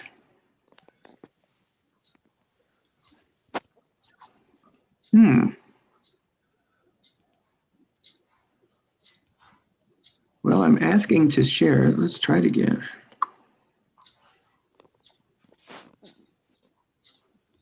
Okay, how about now? Yes. Yeah. Hooray. Thank you. Well, it was an old-time radio broadcast for a while. So 3rd and 7, he's looking for reliable Tyler Boyd. He was going deep to him. Pass falls incomplete. Boyd with 100 catches. During the regular season, New England's going to have to kick this ball away. 7-6 as we're nearing the midway point here of the 3rd quarter. That's a nice kick. It's a midfield, but it's going to be returnable, and it's a good return. 16 yards there. This is quite a game, really. Yes, it is. So Dallas has been trailing 7-6 for a pretty fair amount of time here. Just before the end of the first half, they were driving for a potential field goal. But after a sack, they had to punt the ball. They did get the ball back once more, but we lost a little bit of it. That Nathan had mentioned that there was a fumble, but there was only a few seconds left to go before the half. But with good field position here, they want to capitalize. 2nd down and 2, there was a pickup of 8 on the play. Guessed wrong. That was a pass from Breeze, who was 12 of 20 in this game. He just eclipsed 100 yards. And that was the 2nd reception for DJ Chark, who's the main man here for Dallas, but he's only had 2 receptions for 12 yards. The big story of this game for Dallas offensively has been Ingram, who has over 100 yards, including 3 carries for 29 yards or more.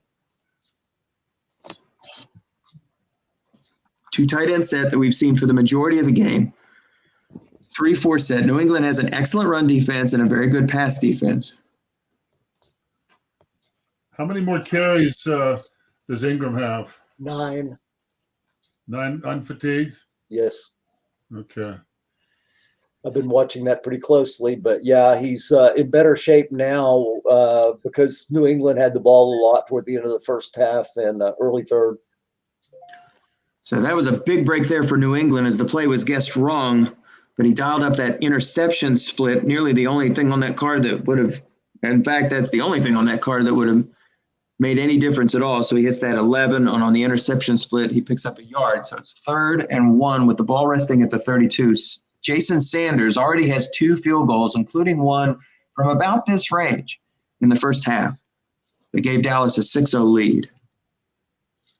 Dallas scored a field goal on their opening drive, highlighted by 2 big runs from Ingram, but the drive stalled at the 5. Here's an inside run for Ingram. Defense guesses pass, but once again, coming to the front is that excellent run defense for New England. Even though they guess pass, it doesn't make a difference when it's on that defensive card. And so it's decision time for Dallas as they're looking at a 50-yard field goal here.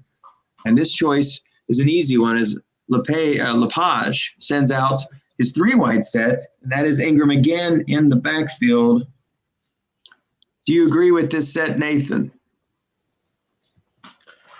I don't mind it. I mean, it's hard to call a run here because you got to bring that safety up. That's dangerous, and you can't flood the zones as easily, and you can't flood the zones and call run at all. So, yeah, I think it's actually a good formation.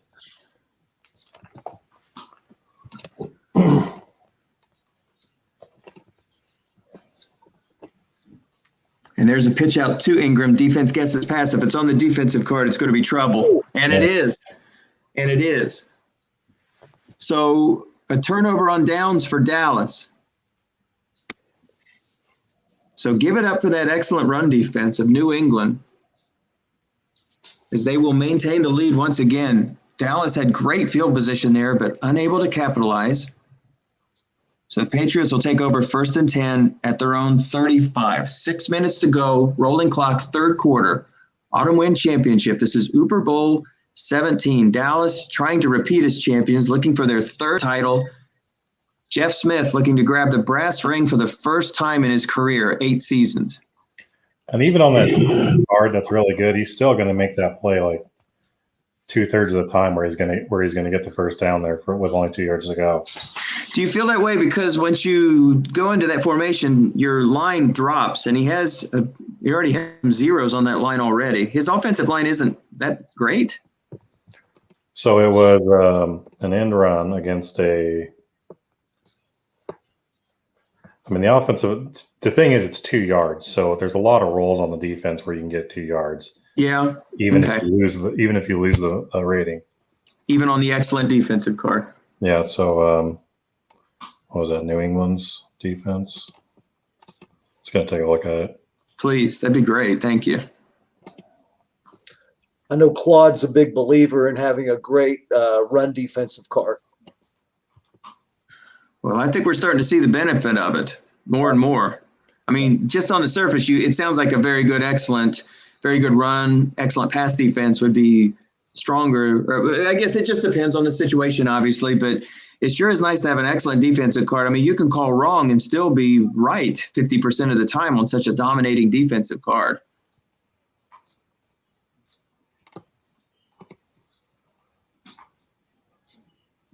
There's a slant pass to Hooper, and it's complete, so Hooper makes the catch. That's on his card.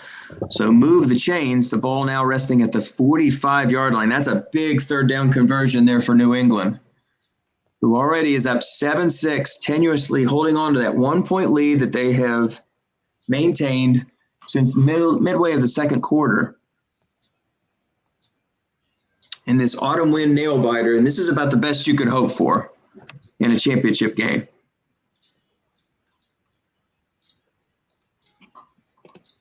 Well, I guess we could hope for a game that doesn't have like 9 different broken down connections. And there's a square in pass that's complete, gets wrong. So Fitzgerald's going to pick up another 1st down. Defense guessing run there. And so New England has made their way into Dallas territory, which hasn't happened that often during this contest. 3:36 to go here, running clock, 3rd quarter. Seattle leading 7-6. Glad you could join us in studio. Glad you could join us on the stream. 2nd down and 8 after that 2-yard pickup for Duke Johnson. That's his second carry.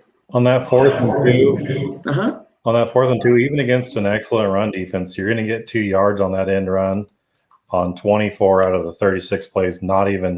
Doesn't even matter what the Wow. based That's on that really surprises me. On an excellent defense, that really surprises me. He didn't bring up anybody either. And that's the thing. It's extremely unlikely to have that end run zone plug there, especially with the 3 wide. Wow. I mean, he set himself up actually for not a bad option at all. It kind of looked a little different at first, but then you consider Mark Ingram's card also is probably pretty good. Running guessed right even on the end run, I would assume. Take a look at it. What do you think? 4 down territory here. He goes for it with 2 plays here for 3 yards. I think at that distance for sure. I do too. He did it before with pretty good field position earlier in this quarter, but when he didn't have field position, even on 4th and 1, he punted. So I think he'll go for it here. Yeah, I think he should. I think he's really had a hard time moving into Dallas territory. I agree. I think this is definitely we'll go see. for it here. It was guessed right, and that was a pass that was actually on the receiver card, Duke Johnson out of the backfield, but dancing between the raindrops. He hits a 7 there. And so now it's 4th down and 3.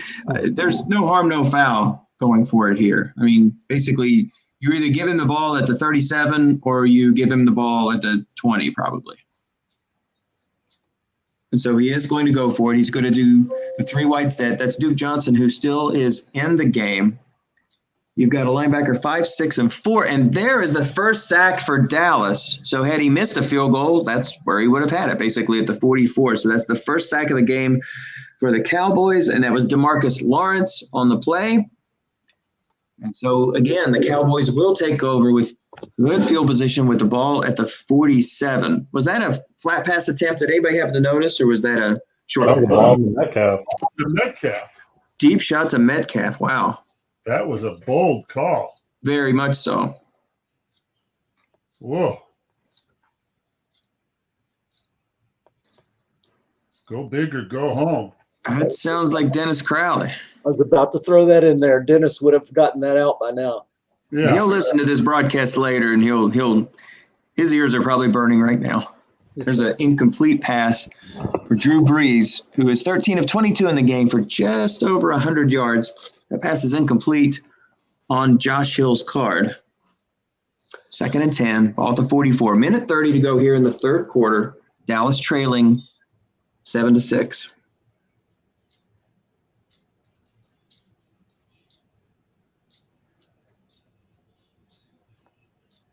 Ingram with 7 unfatigued carries remaining. There is a pass for Hill that's guessed wrong. So for the 2nd consecutive play, he looks for his tight end. He's unable to make that catch. And it's 3rd and 10. Cameron. Cowboys have a – oh, go ahead, please. Cameron Jordan right now. So this is a big pass rush situation here for New England. They have 3 sacks thus far. I was just going to mention that it's not the strongest receiver core. You've got a great card in Drew Brees, so maybe it doesn't matter. Defense, I believe, double teamed elsewhere. So this is looking for Chark. He's been the number 1 target for the year. And he goes deep, and he gets the catch, and he is going to make his way all the way down to the 5. So that was a long gain. Guess right on Drew Brees' card. He dials up a 9. He got me on that not last week, but 2 weeks ago, as a matter of fact. And that was the same player, Chark. Go ahead. Oh, I was going to say, one of the first bombs I've actually seen him throw in the playoffs. I love it. I mean, you're going to complete 1 out of 4 of those on his card. Just right. Absolutely. And so we wondered when that was going to happen with that 4 in the secondary. There were 0 men in the zone, but it just happened to be on Brees' card, so I guess it didn't matter. Now things are looking very strong for Dallas as they get 4 on that carry. That was David Johnson. So we've seen some good rolls for New England on these on the defensive card on these runs, but as Nathan said, it's not all hopeless on that card. There are gains to be made. And Yeah, those are two low guys in the zone, but you getting a yard or 2 or 3 with those guys, got a good shot. Mm-hmm. Center was able to make the block on that play. He's a 5, but I guess he's upgraded to a 6 with this formation. I would key Center Breeze right now. Yeah, I think at this point you have to key somebody. Yeah, you got to go for one of those guys. I don't think he'll Ingram right now. He did. I was wrong. Goes to Ingram. Defense guesses run, and Ingram trots into the end zone, and Dallas has retaken the lead as we have entered the fourth quarter. After a scoreless third period, Dallas put 6 on the board, and they're going to look for another 2 points here to take the lead at 14-12. Makes sense. This is no trick. I actually think this call could go either way, and I'll bring it up after the play. Okay. So back to the full. Now, Tim. Yeah, don't keep us. All right. Here's a pass looking for David Johnson. Defense guesses pass. Nice call by New England. The pass falls incomplete. Go ahead, Tim. This happened in the Super Bowl Mark and I played about 7 years ago. I was in the position, I had gone up 5, and I had the opportunity to go for 2 and go up 7, and about 12 minutes or so left in the fourth quarter. My thinking was, I want to be up by 6 because 2 field goals is 6. And if I get another field goal, a touchdown and a 2-point conversion doesn't beat me. And I'm looking at the 9-point separation with a field goal. If I just, make it 13-7 and then maybe 16-7, I've got a really big advantage. So that was my thinking. Yep. And then it ended up being he went up by 1. So I'm like, I can't believe I could lose this on that decision. But then I got the field goal at the end of the game to win. So that's exactly right. That's Tim Bowler, or Bollier if you were a French Canadian. And the game he is talking about, that was against the Dallas Cowboys. That was Super Bowl or Uber Bowl 11. He won that game 23-21. Dallas was looking for back-to-back championships after defeating the Colts 22-8 in Uber Bowl 10. But Tim Bowler swatted that back-to-back championship away. Tim, how many championships do you have in this? Just 1. I had a feeling of deja vu watching that play unfold because my brain is kind of thinking along with both these coaches, and I immediately thought this isn't necessarily a given that you go for 2 because, like I say, I made the other decision when I played earlier. So that's interesting. You could remember that game from 6 years ago. That's really something else. The defense guesses wrong on that play. That's a pickup of 7. Move the chains, first down, ball at the 37-yard line. Carr thus far is 19 of 26 for 162 yards with 1 touchdown.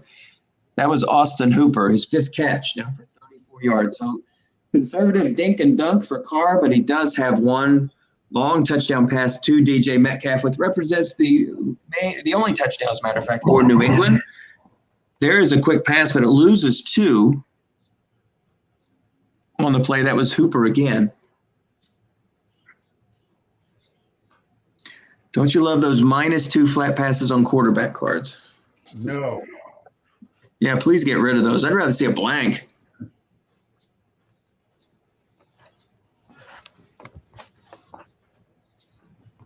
There's a crossing pattern pass to Fitzgerald, successfully double-teamed by Dallas. So, as mentioned earlier, Mark does love the double team.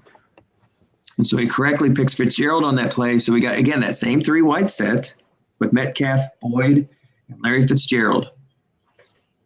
On a very difficult make here, 3rd and 12. They're trailing 12-7 with 12.5 to go here in the fourth quarter. Autumn Wind Championship on the line. Dallas looking for their 3rd title, their 2nd in 2 years. New England looking for their 1st. Shotgun set for Carr. And that's Carson in the backfield with him. He's looking for Carson, and that pass is intercepted. So Dallas picks this one off. And that was the all-world safety, Justin Simmons of the real-life Denver Broncos. And they are in business, setting up camp at the 29, already up 12-7.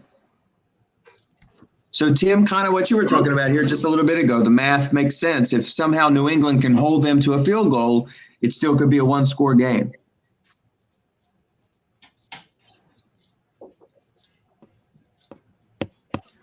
But New England has their work cut out for them as they've given Dallas a short field.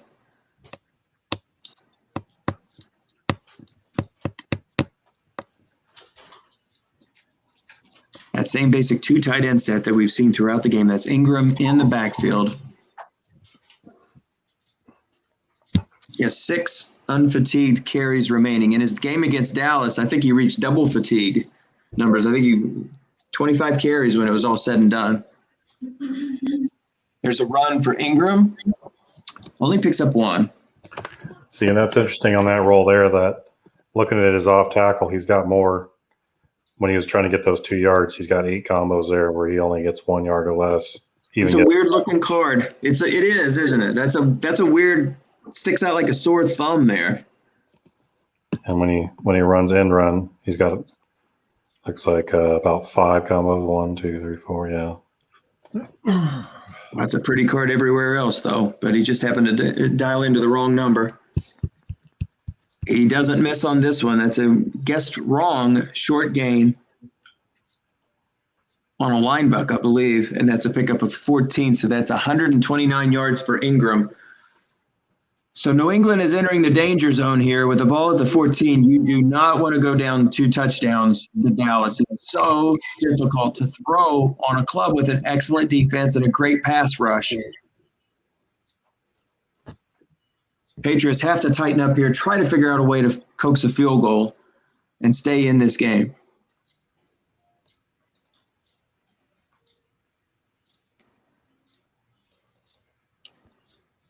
There's a pass to Chark. He's not double teamed. The catch is made. It's on Chark's card. It's only a pickup of 4. There are a lot of wide receiver cards that have a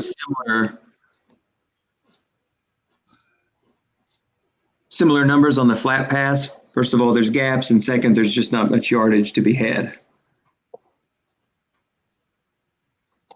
Not a lot of wide receivers or flat pass specialists. 2nd down and 6. 157 yards so far for Drew Brees. Ingram in the backfield, same 2 tight end set that we've seen for most of the game for Dallas. Up 12-7, looking to extend this lead.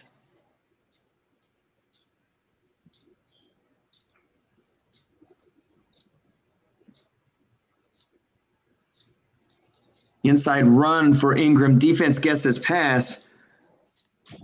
Oh, but it's on the defense's card. So it's a loss of 1. That could have been a mess.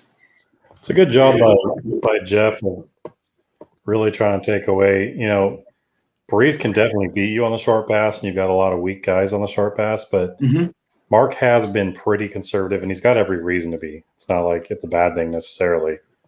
But realizing that, flooding those zones and figuring that he's only going to throw a look in or run there. 3rd and 7, ball at the 11. Flat pass here is in play. And that's what he's going to do. He's going to throw it to Beasley. Defense guesses pass. Ooh. Oh, my goodness gracious. The white dice 6. The white dice 6, and Beasley dances into the end zone for a score. And that'll make it 18-7. Lepage will go for 1 here and kicks it through. So now it's 12. So either way, it's a 2-touchdown game. And that is kicked into the end zone, which means we're going to be locked out. Could somebody find the number for me, please?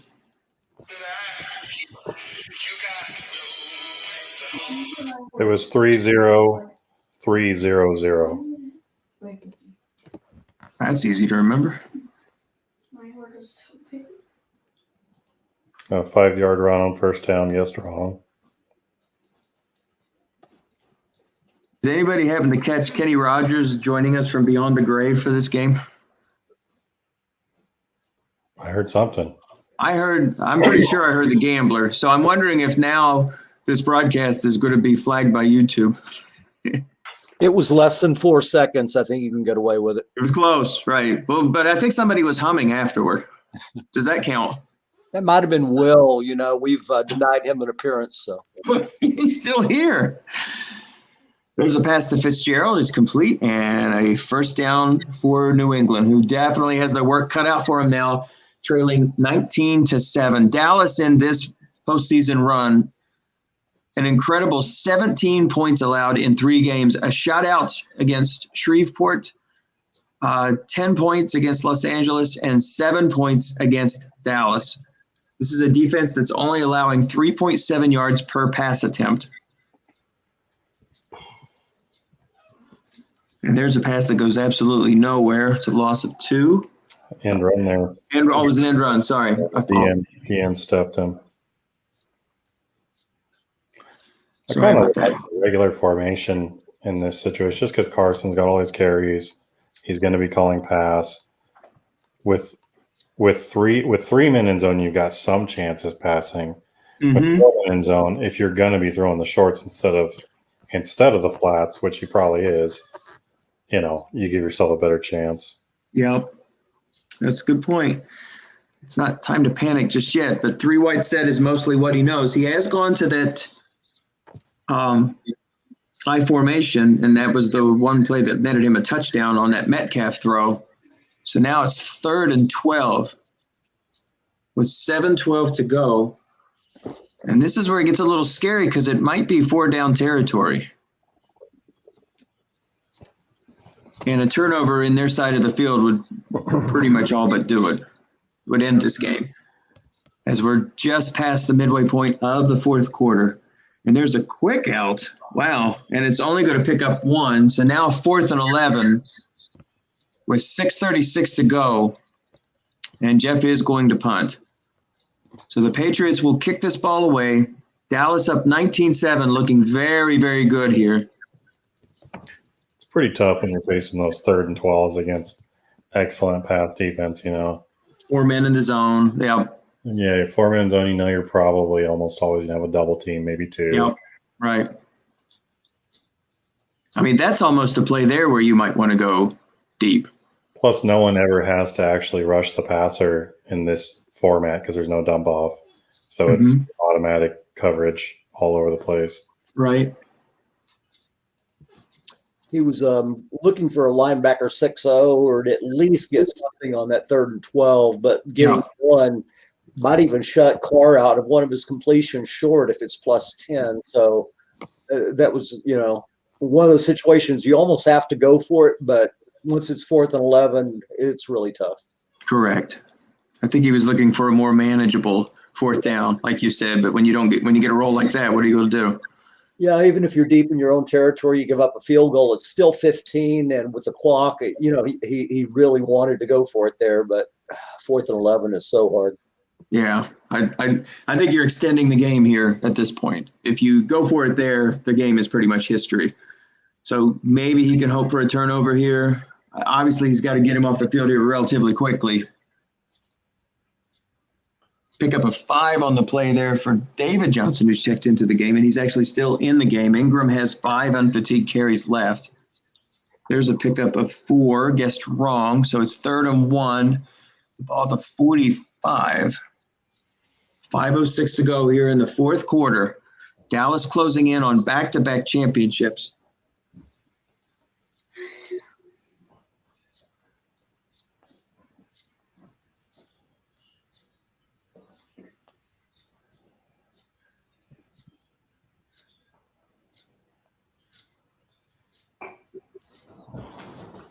So they're the 3rd appearance in a row.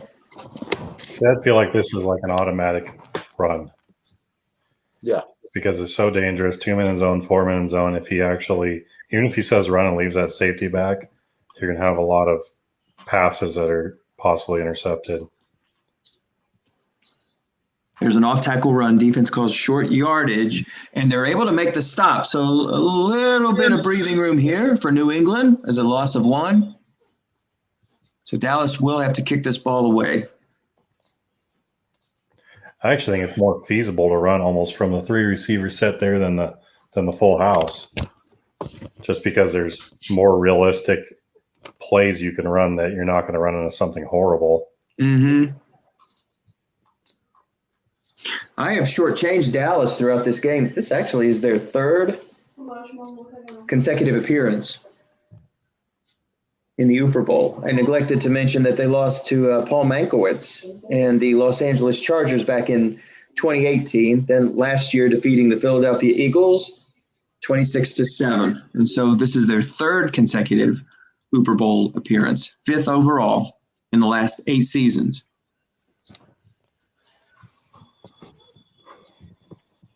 And 8 seasons is how long Jeff Smith has been in this league. He is looking for his first title. There's a pass to Boyd that is incomplete. Boyd was his main target for the year with over 100 receptions.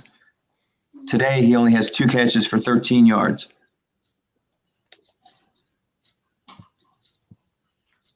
And so as we mentioned in the playoffs, basically teams are averaging 3.7 yards per pass attempt. If you look at Carr,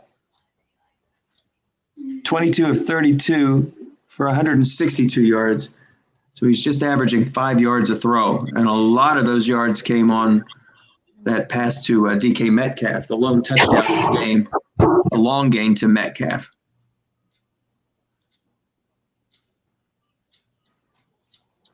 Second and 10 ball at the 9. So even if they make their way down the field quickly, it's going to take a touchdown. A field goal does them no good. So this is definitely an uphill climb.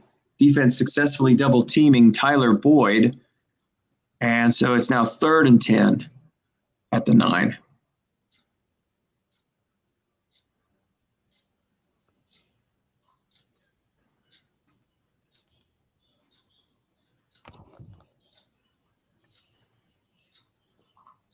.336 to go. New England is looking for any kind of break here. They desperately need one here. They need something very, very fast. And it's tough to find breaks on this excellent pass defense. And there's a screen, it's a short pass on an interception split. That's on the defense's card. There was only 3 in the zone, and it falls incomplete. New England with not much choice here but to go for it. On 4th and 10, they do have all 3 of their timeouts remaining, but at this point, it's do or die. And I'm wrong. Maybe it's a fake punt. So 4th and 10, they're going to go ahead and kick and maybe hope for a muffed kick. Let's see. Doubt Dallas will even want to pick this thing up. They don't. Ball falls at the 40. And so there's 3 minutes to go. New England does have all 3 of their timeouts remaining, but things are looking pretty bleak here for the Patriots, but they're looking very, very good for Dallas as they are looking to win their 3rd overall Autumn Wind Championship in 8 seasons, here in their 3rd consecutive appearance in the Autumn Wind title game. Off-tackle run for Ingram. Defense guesses run. That's no gain. New England will probably call timeout here. They do. So 2:52 to go.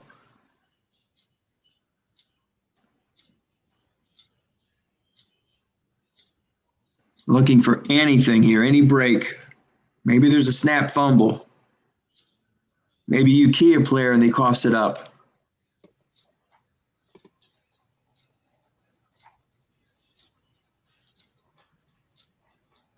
Any sort of break would be welcome here for the Patriots. 2:52 to go. Another run for Ingram. No key. It's on the defense's card. And that'll make it 3rd and 11.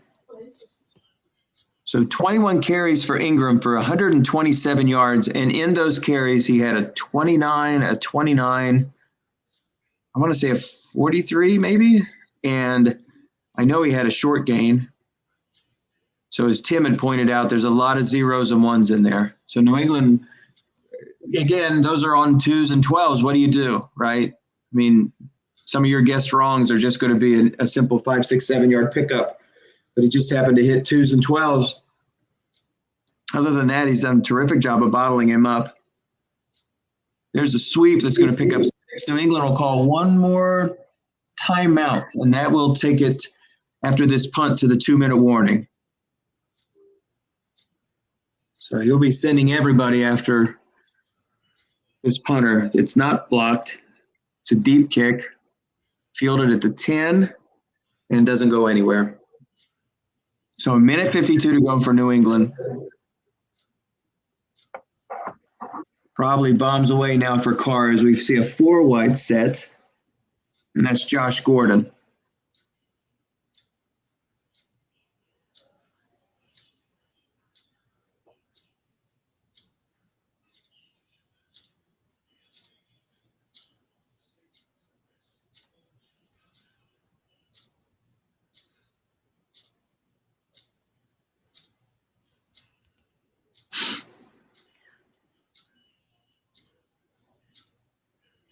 So on that pass, it was a must run to pick up a 5. You know, when I look at that team, I think, well, Boyd's probably a 5 or a 6 deep, or maybe Gordon's a 5 or a 6 deep. They're all 4s. Metcalf is the only 6. So you feel he's probably going to get a lot of attention here. There's a pass that falls incomplete to Gordon. And with 1:30 to go, it's 3rd and 5. Defense 3-3-5, 4-wide set again for the Patriots.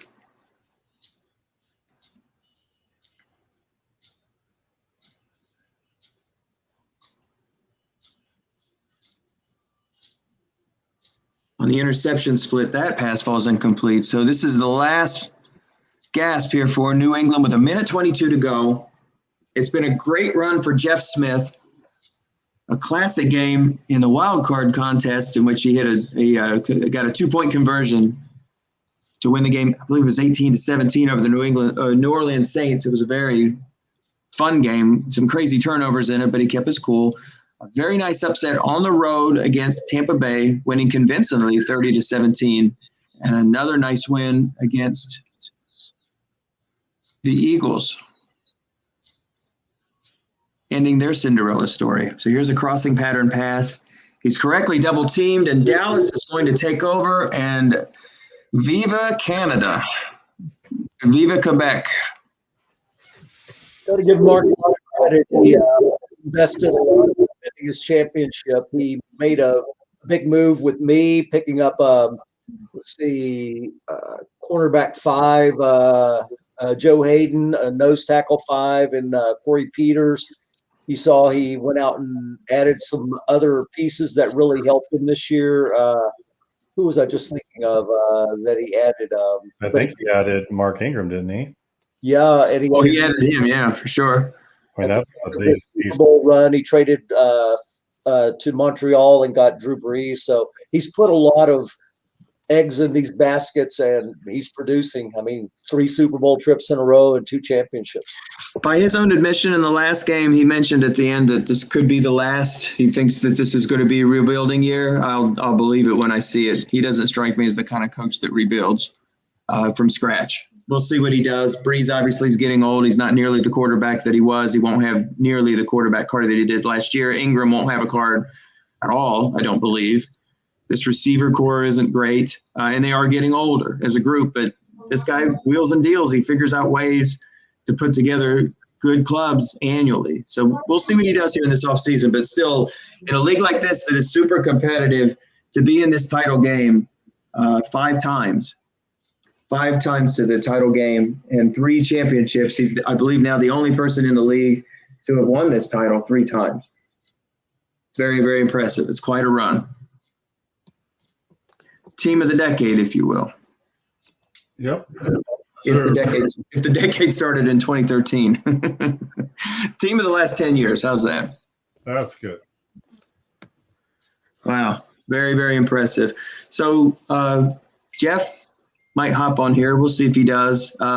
Lepage last week wasn't able to jump on, but he actually joined Dennis on a telephone call, essentially with a can and a string. So we'll see if he decides to join us here at the end of this game. You did a great job in the game, Michael. I really think you've picked this up. That was a really excellent broadcast. Thank you. I appreciate it. It was fun. I love just basically just spitting out like what's happening. But when you guys jump in the middle and can provide some insight, especially since you guys have been coaching for years and years, good strategies, some corrections when I've got some of the numbers wrong, things like that. But more than anything else, differences in formation changes. Sometimes you guys pick up blitzes that I don't see. That's why it's great to have, 4 more sets of eyes that can call this, that can give a little bit of history, can see some trends. That's excellent. That's what makes these broadcasts great. They're like a watch party, and that makes these very, very enjoyable. I really am thankful. I'm really thankful that this crew came on board because you guys really add a lot to this. I'm very appreciative.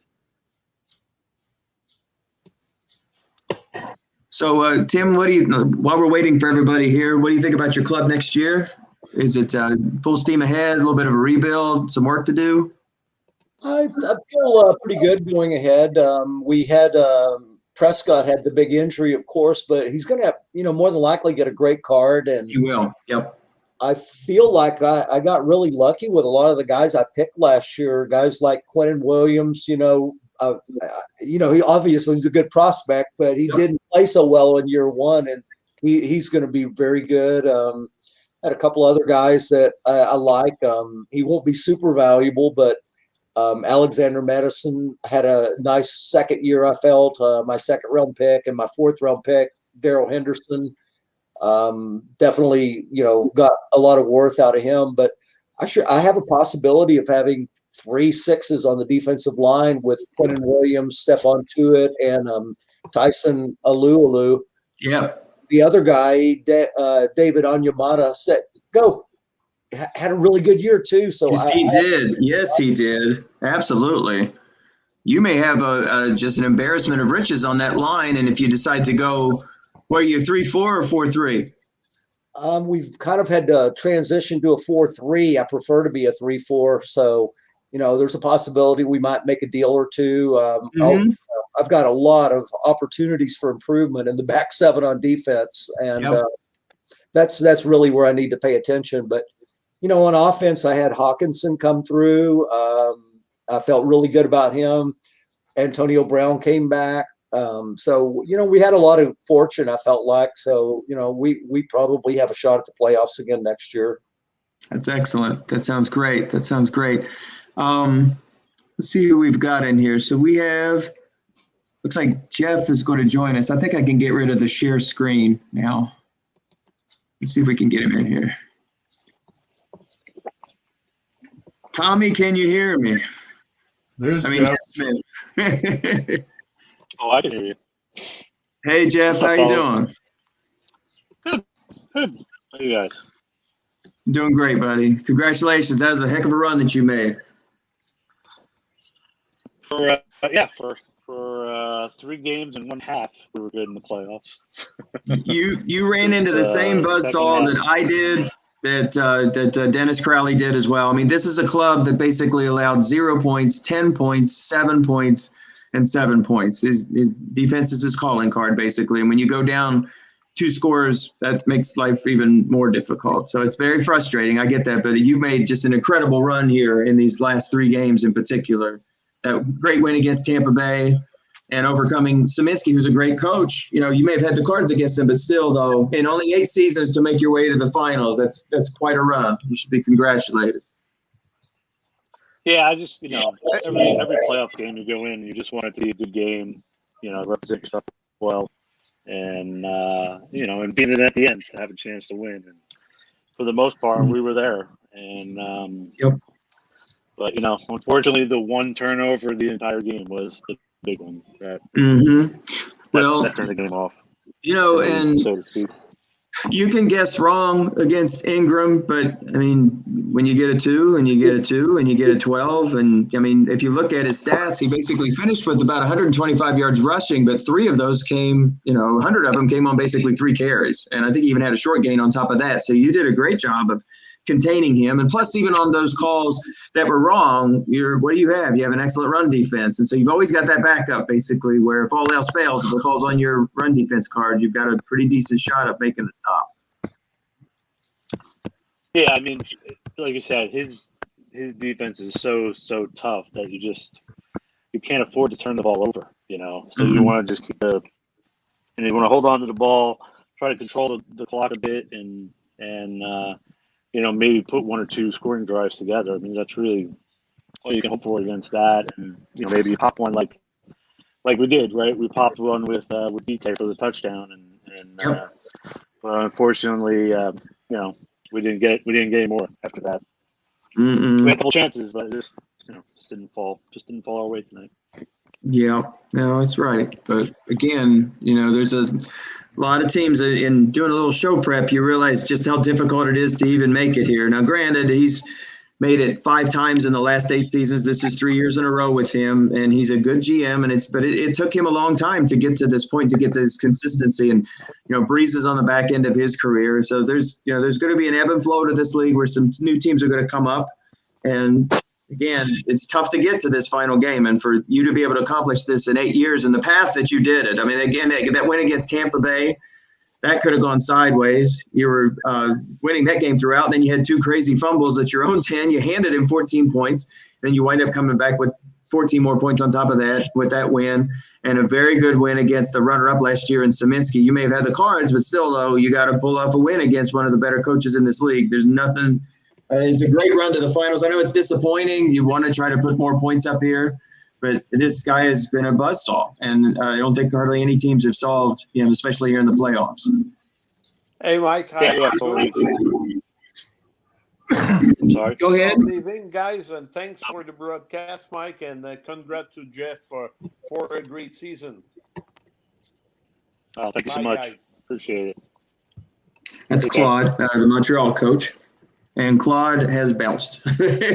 Now, last week, Lepage joined us. And by the way, it's not Lepage, it's Lepage. I was corrected. So I'm not getting any of these Canadian pronunciations right. It's French. Yes, ooh la la, he sure is. Now, Vive la France. He actually came on board. He called Crowley, and Crowley had like a phone basically that he stuck up. So who knows if he's even going to join tonight. He thought he was going to be able to get on board, but I guess he did not. So it's early. Your team is still young. You're looking more at this game, but now that it's over, I'm sure that you've had time to review your roster for next year. How do you feel about it going into next season? Offensively, we should be okay. Carr had another really good year. Mm-hmm. Obviously, DK Metcalf took a step up. Tyler Boyd had another good year. Chris Carson got dinged on some carries, but what he has should be a good card. Offensive line is still really good. The defense, though, we took some hits, so we'll have to see how that goes. Gilmore not as good a year. Trufant was non-existent. Kuechly actually, obviously retired. So there's holes. We're gonna have holes. I'm gonna have like 3 really good safeties. So if anybody needs a safety and wants to trade me a corner, let's talk. We noticed, and I played you during the season as well, and you went 3 wide. I didn't watch all 16 of your games, but I imagine 3 wide was probably the formation that you had out there probably 75-80% of the time. You did switch to the I and put in Mo Alley Cox for a little bit this game, and I think that was the formation that you had with DK Metcalf. Was there any thought maybe in the second half to going back to that formation?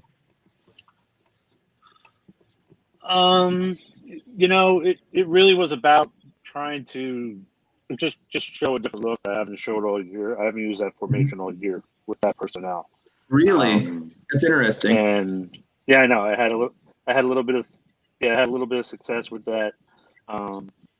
But I get, I'm going to say no, because it wasn't what I was comfortable, doing with what I had, and I really didn't trying very much not to put the ball in harm's way against his defense. Trying to keep him to just a 3 linebackers so that if I'll at least have just one guy in each zone as I'm throwing flats, because he wasn't really putting 2 guys in the zone ever.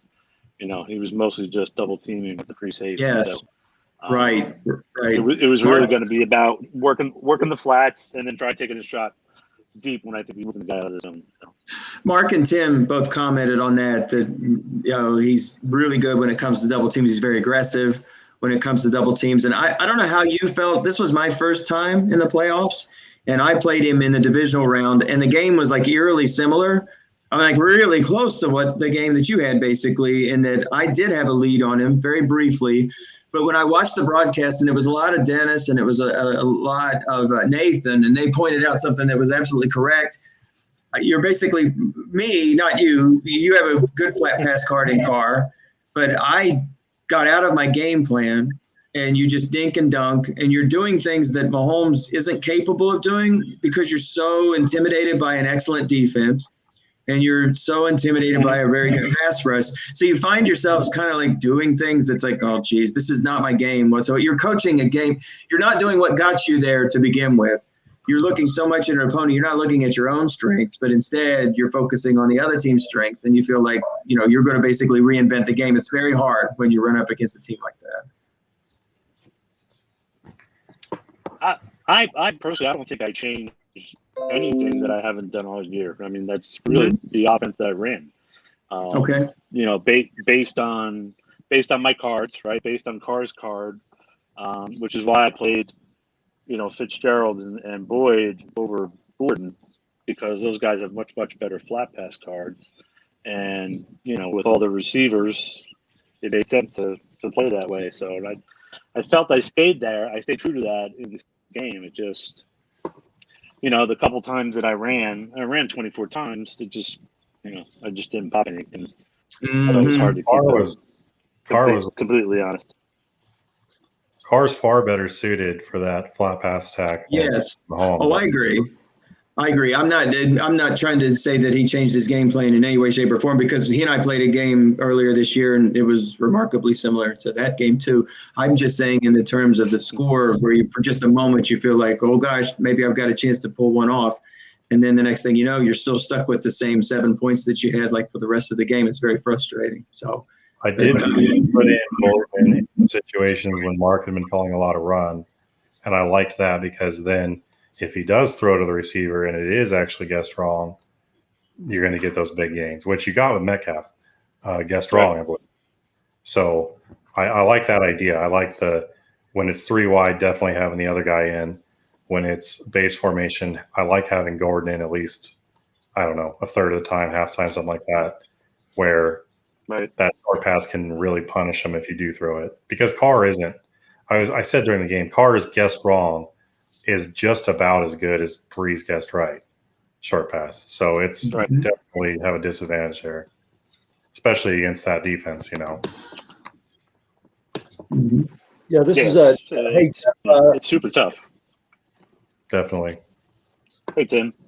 Hey, I just wanted to say congratulations. I think you coached a great game. I think you were in really good shape until that bomb to Chark, really. On a third down long pass or something. You had Ingram in fatigue worry in the mid-second, and you were up 7-6, and you had a really huge sack from Jordan, I believe it was, that gave you a chance to get off the field at the end of the first half, and getting the ball at the second half. I thought you were in really good shape, and you called a really good game, but just the big plays happened for Ingram, instead of for Carson. Yeah, but even through all that, even because all his big plays were in the first half with Ingram, so even with all of Ingram's big plays, I was still up at the half. That's right.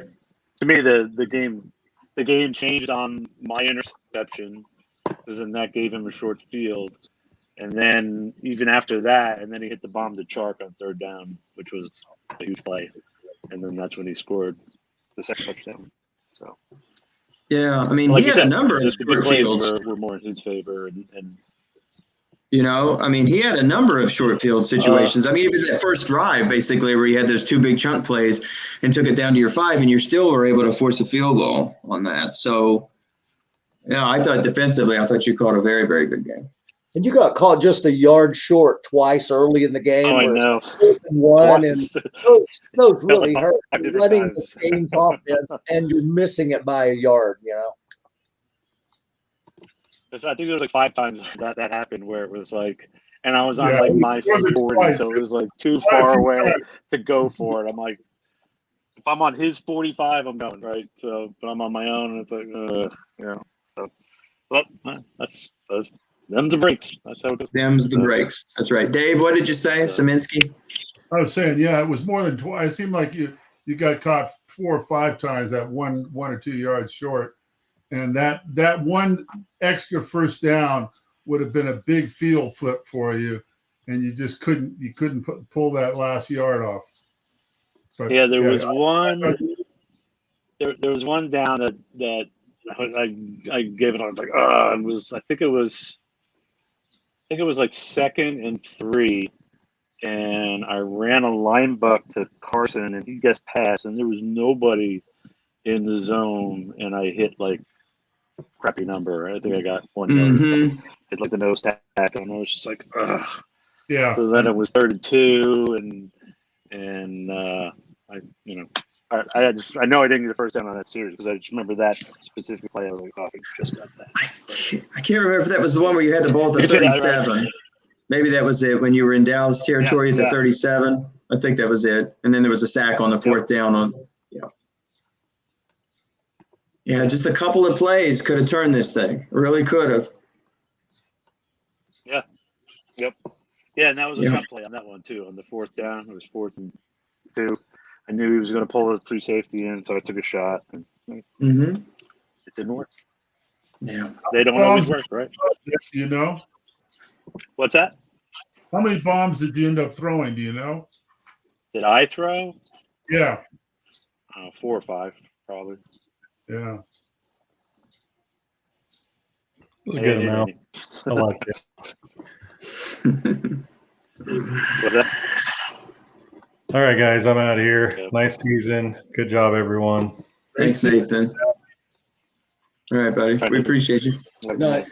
I'll go ahead and head out too. Enjoyed being part of the broadcast, Michael. You did a great job, and thank you. Congratulations, Jeff. That was a really good game and good season. Appreciate it, Tim. Thank you. Good luck next season. We'll see you soon. Appreciate it. Yeah, we'll see you, Tim. Duke, the historian, the guy on Mount Rushmore. I'm glad you could join these broadcasts. That was a long time ago when we were doing this. Remember? It was very archaic back then. Yeah. Yeah, I apologize for all those technical difficulties. My goodness, that has happened all year. First, the game I couldn't connect. Then my internet went out. I'm like, really? Tonight, of all nights, this has to happen? But I had an SSFA game that froze 15 times, so I got you beat. That would have been way worse. Well, you're right. That would have been. Yeah, it was horrid. Absolutely horrid. You just hate that on a night like this. But no, it was a great game. We were really thrilled to have a game that was like within one score basically for the majority of the game. So it'll be fun to watch for quite some time. But sorry that didn't come through. But still, though, I mean, 8 seasons to get to your first Autumn Wind Championship is the best season you've ever had. So, and then if it's any consolation to you, your other playoff loss back in 2015, you lost to Claude Turcotte, who actually won the championship. It's damn.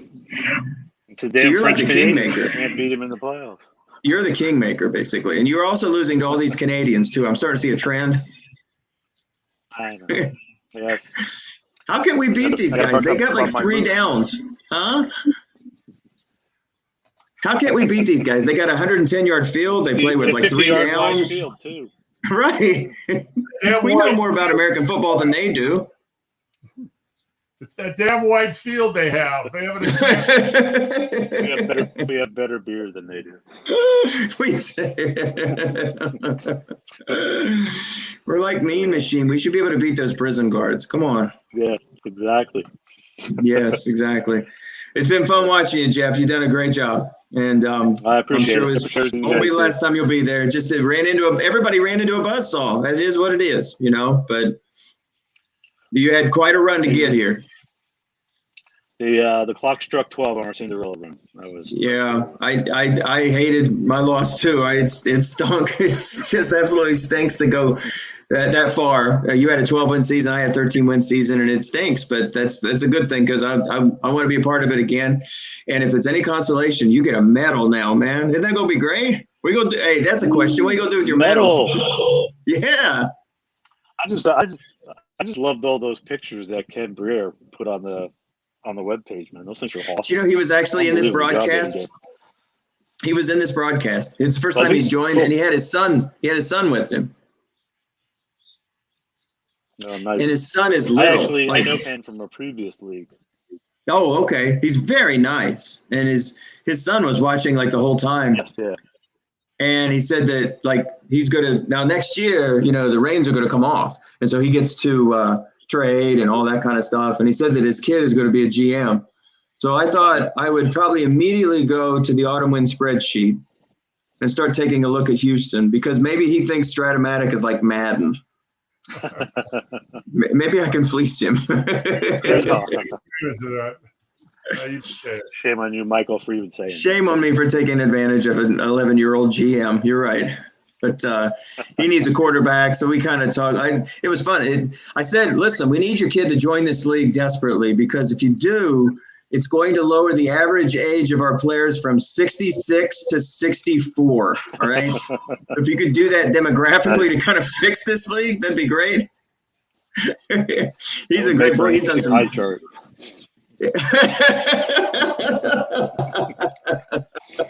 You're right. That's right. No offense, Dave. You're on the Mount Rushmore of this league. Yeah, I'm the second oldest. Doesn't matter. You're the one of the best coaches. That's for sure. That's for sure. I can tell you this right now. It may be an upset to beat Tampa Bay on the road, but in his mind, I think the biggest win was getting a chance to beat you. Honestly, it doesn't matter. Like I said, the Cards were better, but you still got to beat one of the best coaches here. I'm sure that was a really big feather in his cap. Appreciate that, Michael. Absolutely. Absolutely. Dave, Duke probably doesn't remember. Duke, we were in a retro baseball league with Vinny Mancini together many moons ago. Oh yeah, no, I couldn't remember what league it was, but I know I've played in Strat baseball leagues with you before. Yes, the Eric Gregg League that Vinny had started. Wow. Yeah, Vinny's league. Yeah, I started playing Strat baseball in 1963. Wow. 1963, my first card set. How long have you been playing, Jeff? Football. Oh gosh. Football I've been playing probably since the late 80s. So we were in a face-to-face league called NAFA for like 13 years. Okay. We would play kind of like the other guys did on the board, and there were 24 or 28 teams in that league. And every year we would have what we called an extravaganza, where the entire league got together at the commissioner's house for a whole weekend. And everybody was playing. We had like a schedule, and you played your games that whole weekend. Oh my gosh. Thursday night through Sunday. Wow. It was phenomenal. It was so awesome. That sounds like so much fun. How hard that would be to have a card. Go ahead. 12 games going on at once. So when I grew up playing this board you'd finish your game, you'd walk around. I couldn't find anybody in my area that even wanted to play this thing. I got it. I'd have them come over. I'd play with them for 10 minutes, and they couldn't stand it. They absolutely couldn't stand it. So it was very hard to play. I basically after I play a couple games of solitaire, which this game's a nightmare to play solitaire. There's just no true way to do it that you feel like you can get accurate results. It just goes on a shelf, and it wasn't until a few years ago when I saw Tom Cook broadcasting some of these games, and Autumn Wind and SSFA and SAMIFA, and that's when I started getting back into it. I'm just so thankful that I found his broadcast so that I could get back into leagues like this. I feel like Autumn Wind is probably my favorite, but I do enjoy playing in SAMIFA Strat 28 and things like that. It's a lot of fun. But this league here, it has a special place because it has such a lengthy history all the way back to the 60s. And all these coaches that have been in this league for like 30, 40 years is pretty amazing. So we're definitely glad you're a part of it. To tag on, Jeff, is this league, we have still about 10 or 12 of the guys. We used to have, I think, at least 16 would show up on a week, on a weekly, every other week basis, so face to face to play these games. And we play for 8 or 9 hours during the day. We had me, Larry Davis, Jim Riley, Paul Mankiewicz, Mike Ramos, Dave Malt, Gary Nagata. That's 7 right there. Myself is 8. Dave Will is 9. So there's got to be Rick Byron's. All these guys, we played face to face, and I used to rent a hotel that we would have for the weekend for our draft and our rules committee meetings when we changed the rules, because we had a sophisticated rule set that was based on all the Stratomatic, but we had our own defensive charts. We had our own charts. Huge record. It took decades to build the rules for this game. It was pretty amazing. Yeah. Like I heard the stories about like the Avalon Hill that you played at the beginning, and basically that game was boring. Basically, you guys added all sorts of crazy rules to that to make it a lot more realistic. Yeah, when Stratomatic came in, we threw out most all of that and built it around Stratomatic, but it still was not pure Stratomatic, because the thing we didn't like at all is what still is, I think, a flaw in the game, is that it doesn't make much difference what you call on the defensive card. We would have defensive cards that had right and wrong columns in them, built into them. I think that's a good idea. I wish they could incorporate that. Or a zone defense, and the man defense. If you beat a rating on a man defense, the gain would double. You double the gain on the card. So it was a danger to play man to man, but if you had the right numbers, you could risk it. And so you didn't know if you were playing zone or man. Really a sophisticated game. And all the guys that played it, I mean, it's a superior game to Stratomatic, but the game they have on the computer now is certainly outstanding. But we had what we think is the perfect game by the time we finished up the league in 2004. That is very, very interesting. Jeff, when I was looking at the standings, you've entered the league in 2013. I saw some players from like the Atlanta Falcons on your team. Do you remember, did you have an expansion draft, or did you just take over a team? No, I think I just took over a team. Okay. I think it may have been Atlanta, because basically the website goes all the way back to 2004. So when I was doing a little show prep, I looked at the standings for 2012 and 2013. And when I saw your team, I kind of tried to figure out, I looked at the back trying to figure out what teams don't I recognize from this year to this year. It looked like the only one looked like Atlanta. So maybe you may have just taken over their franchise, because Sanchez was on the team, Frank Gore. Yeah, from what I remember, that I just took over a team, and then Dennis snaked me out of Frank Gore. So he took advantage of the new guy as soon as I got in the league. So he fleeced you, right? He did. Right. He took Frank Gore from me, and he traded me Ben Tate. It takes a couple years to not get fleeced. So exactly. That's all right.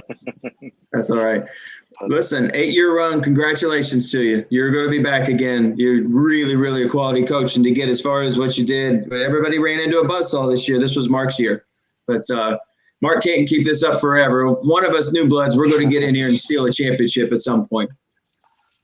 It sounds like a deal. Thanks, Mike. No offense, Dave. I didn't mean young blood as in like you can come steal one too. You almost did last year. Yeah.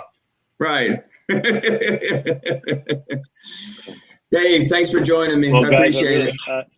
Yeah, absolutely. I appreciate you guys doing the broadcast and everything. It's a lot of fun. Thanks for coming in after the game. Tough luck, but man, congratulations. Congratulations. Thanks, guys. All right, everybody. Have a good night. You all take care. Thank you.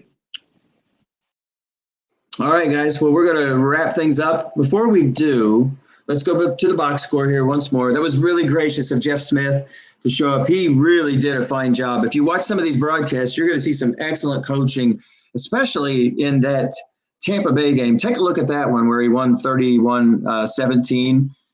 He was really coaching a fine game against a club that was one of the strongest, probably 5 strongest defensive clubs in the league. So let's go over this box score one more time. So again, it's Dallas Cowboys coached by Mark Lepage, who is in his 3rd Autumn Wind Championship, facing off against Jeff Smith. Dallas was the NFC champion, AFC champion, the New England Patriots. Dallas got the ball first, and after a couple of huge runs from Mark Ingram, took the ball all the way down to the 5, but then they were unable to punch it in, and they settled for a 29-yard field goal that gave the Cowboys a 3-0 lead. They exchanged possessions back and forth, and Dallas, just a couple minutes here into the second quarter, big kick from Sanders, 47-yard field goal, giving them a 6-0 lead. A couple of possessions later, New England, a big pass, 45 yards to DK Metcalf, a touchdown pass from Derek Carr, gave New England a 7-0 lead that they actually held for quite some time. They took that lead into the half, 7-6. Dallas at that point in the fourth quarter, actually it was a scoreless third quarter. Dallas put 2 touchdowns on the board. Mark Ingram 1-yard run and then a Cole Beasley 11-yard pass. I believe the interception was from the drive that gave Oakland a short field. So it was one of those 2. I'm not sure which one that was. That was the short field, either the Ingram 1-yard run or the Cole Beasley 11-yard pass. There was only one pure turnover that was outside of the going forward on 4th down and not making it. That was a pick from Carr. Justin Simmons on the interception, and I believe that was I'm pretty sure that was the Ingram touchdown. I can look at the box score here and try to figure it out. But here's the long and the short of it. New England, interestingly, 6 of 17, they punted the ball 10 times in this game, 35% on their 3rd down conversions, 36. Nothing really to see there. As we had mentioned, Dallas only allowing 3.7 yards per pass. So let's see how they did in this game. New England only throwing for 4.4, 45 of those yards on a pass from DK Metcalf. So Dallas just a dominating defense throughout these playoffs. Again, allowing a shutout in the first game, 10 points in the second game, 7 in the NFC Championship game, and only 7 here. So a grand total of 24 points. Improving on a defense that only allowed 179 points in the regular season. Now they doubled down on their defense, not even allowing 10 points a game. That is truly putting the clamps down. Derek Carr finished 22 of 37 for 162 yards, 1 touchdown, and 1 interception. Drew Brees, 16 of 26 for 168 yards. He did have 1 touchdown. He also threw an interception. Chris Carson, 16 carries for 63 yards for New England, a 3.3 yard per carry. Mark Ingram carried the load for New Orleans, 22 carries, 132 yards, a run of 34 yards, 2 other carries of 29 yards, and a short gain, I believe, of 15 or 16 yards. But for the rest of those carries, he was very much held in check by Jeff Smith, who did a fine job. Leading receiver was the tight end Austin Hooper, 7 catches for 33 yards, but the big number there belongs to the all-world rookie DK Metcalf, 3 catches for 60 yards.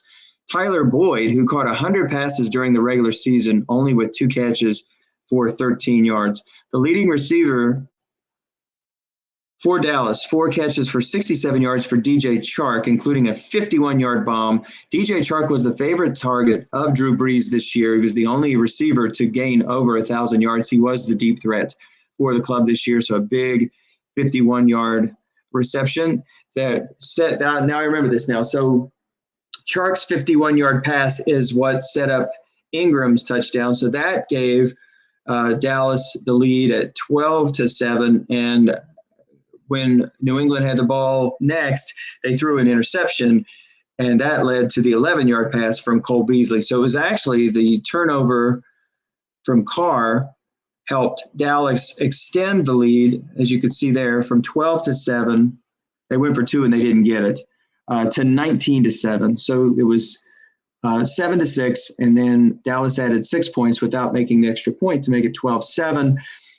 After the interception by Justin Simmons, a few plays later, it was only a 30-yard field for Dallas to get. They would have been happy with a field goal, but instead they wound up getting a touchdown, which means that New England has to figure out how to get 2 touchdowns. And when they made that score, basically there was 9 minutes left to go. So it would have had to have been a perfect fourth quarter for New England, and it's very tough to pass on this team. And so unfortunately they will fall short in this game. They did have some nice numbers here defensively. As far as sacks were concerned, they did put Drew Brees down 3 times. One from Frank Clark. There's Vince Beagle, and there's the other from Cameron Jordan, who had 19 sacks during the regular season. Dallas also was able to put some heat on. I believe they only had, 1 sack during the game, and that came from DeMarcus Lawrence. The interceptions for each club: Will Parks for New England, Justin Simmons. We didn't see that interception. That was actually as they were heading into the half. This game had a few delays during some internet blackouts. So we did miss the Will Parks interception, but it was with 30 seconds to go just before the half. So we are going to wrap things up here. This was a fantastic autumn wind season, as it's 12:45 here on the East Coast. This game actually started at 9:30, so it stretched pretty far. But a very, very enjoyable game, an excellent final contest here for autumn wind. It was a very special season. Obviously, a lot of us have had a lot of incidents here where we've lost family members. We've had friends who have been very sick from this pandemic. So it's very much a blessing to have not only a league, a fun little pastime to play, but also a lot of great friends across the country and even stretching into Canada. And one of those Canadians tonight, Mark Lepage, his back-to-back autumn wind championships, his third, which sets a record for the league. We've never had a 3-time champion in 17 seasons. So congratulations to Mark Lepage. So again, thank you all for playing this year. It was a wonderful year, very, very enjoyable. Thank you for allowing me to broadcast these games. And I appreciate it when people joined in the studio to help us along with these broadcasts, because it's not a one-man effort. It's all a group effort. It's just basically a watch party. We're very blessed to have this league. Larry and Paul and the committee members who make this league possible. I believe it is one of the best around, and we're very, very thankful to have it. And I am thankful that you were able to broadcast with me tonight. And if you are watching this broadcast later on and want to learn more about this game, if you Google Stratomatic, Google Stratomatic.com, you can find out more about this great game that we all love.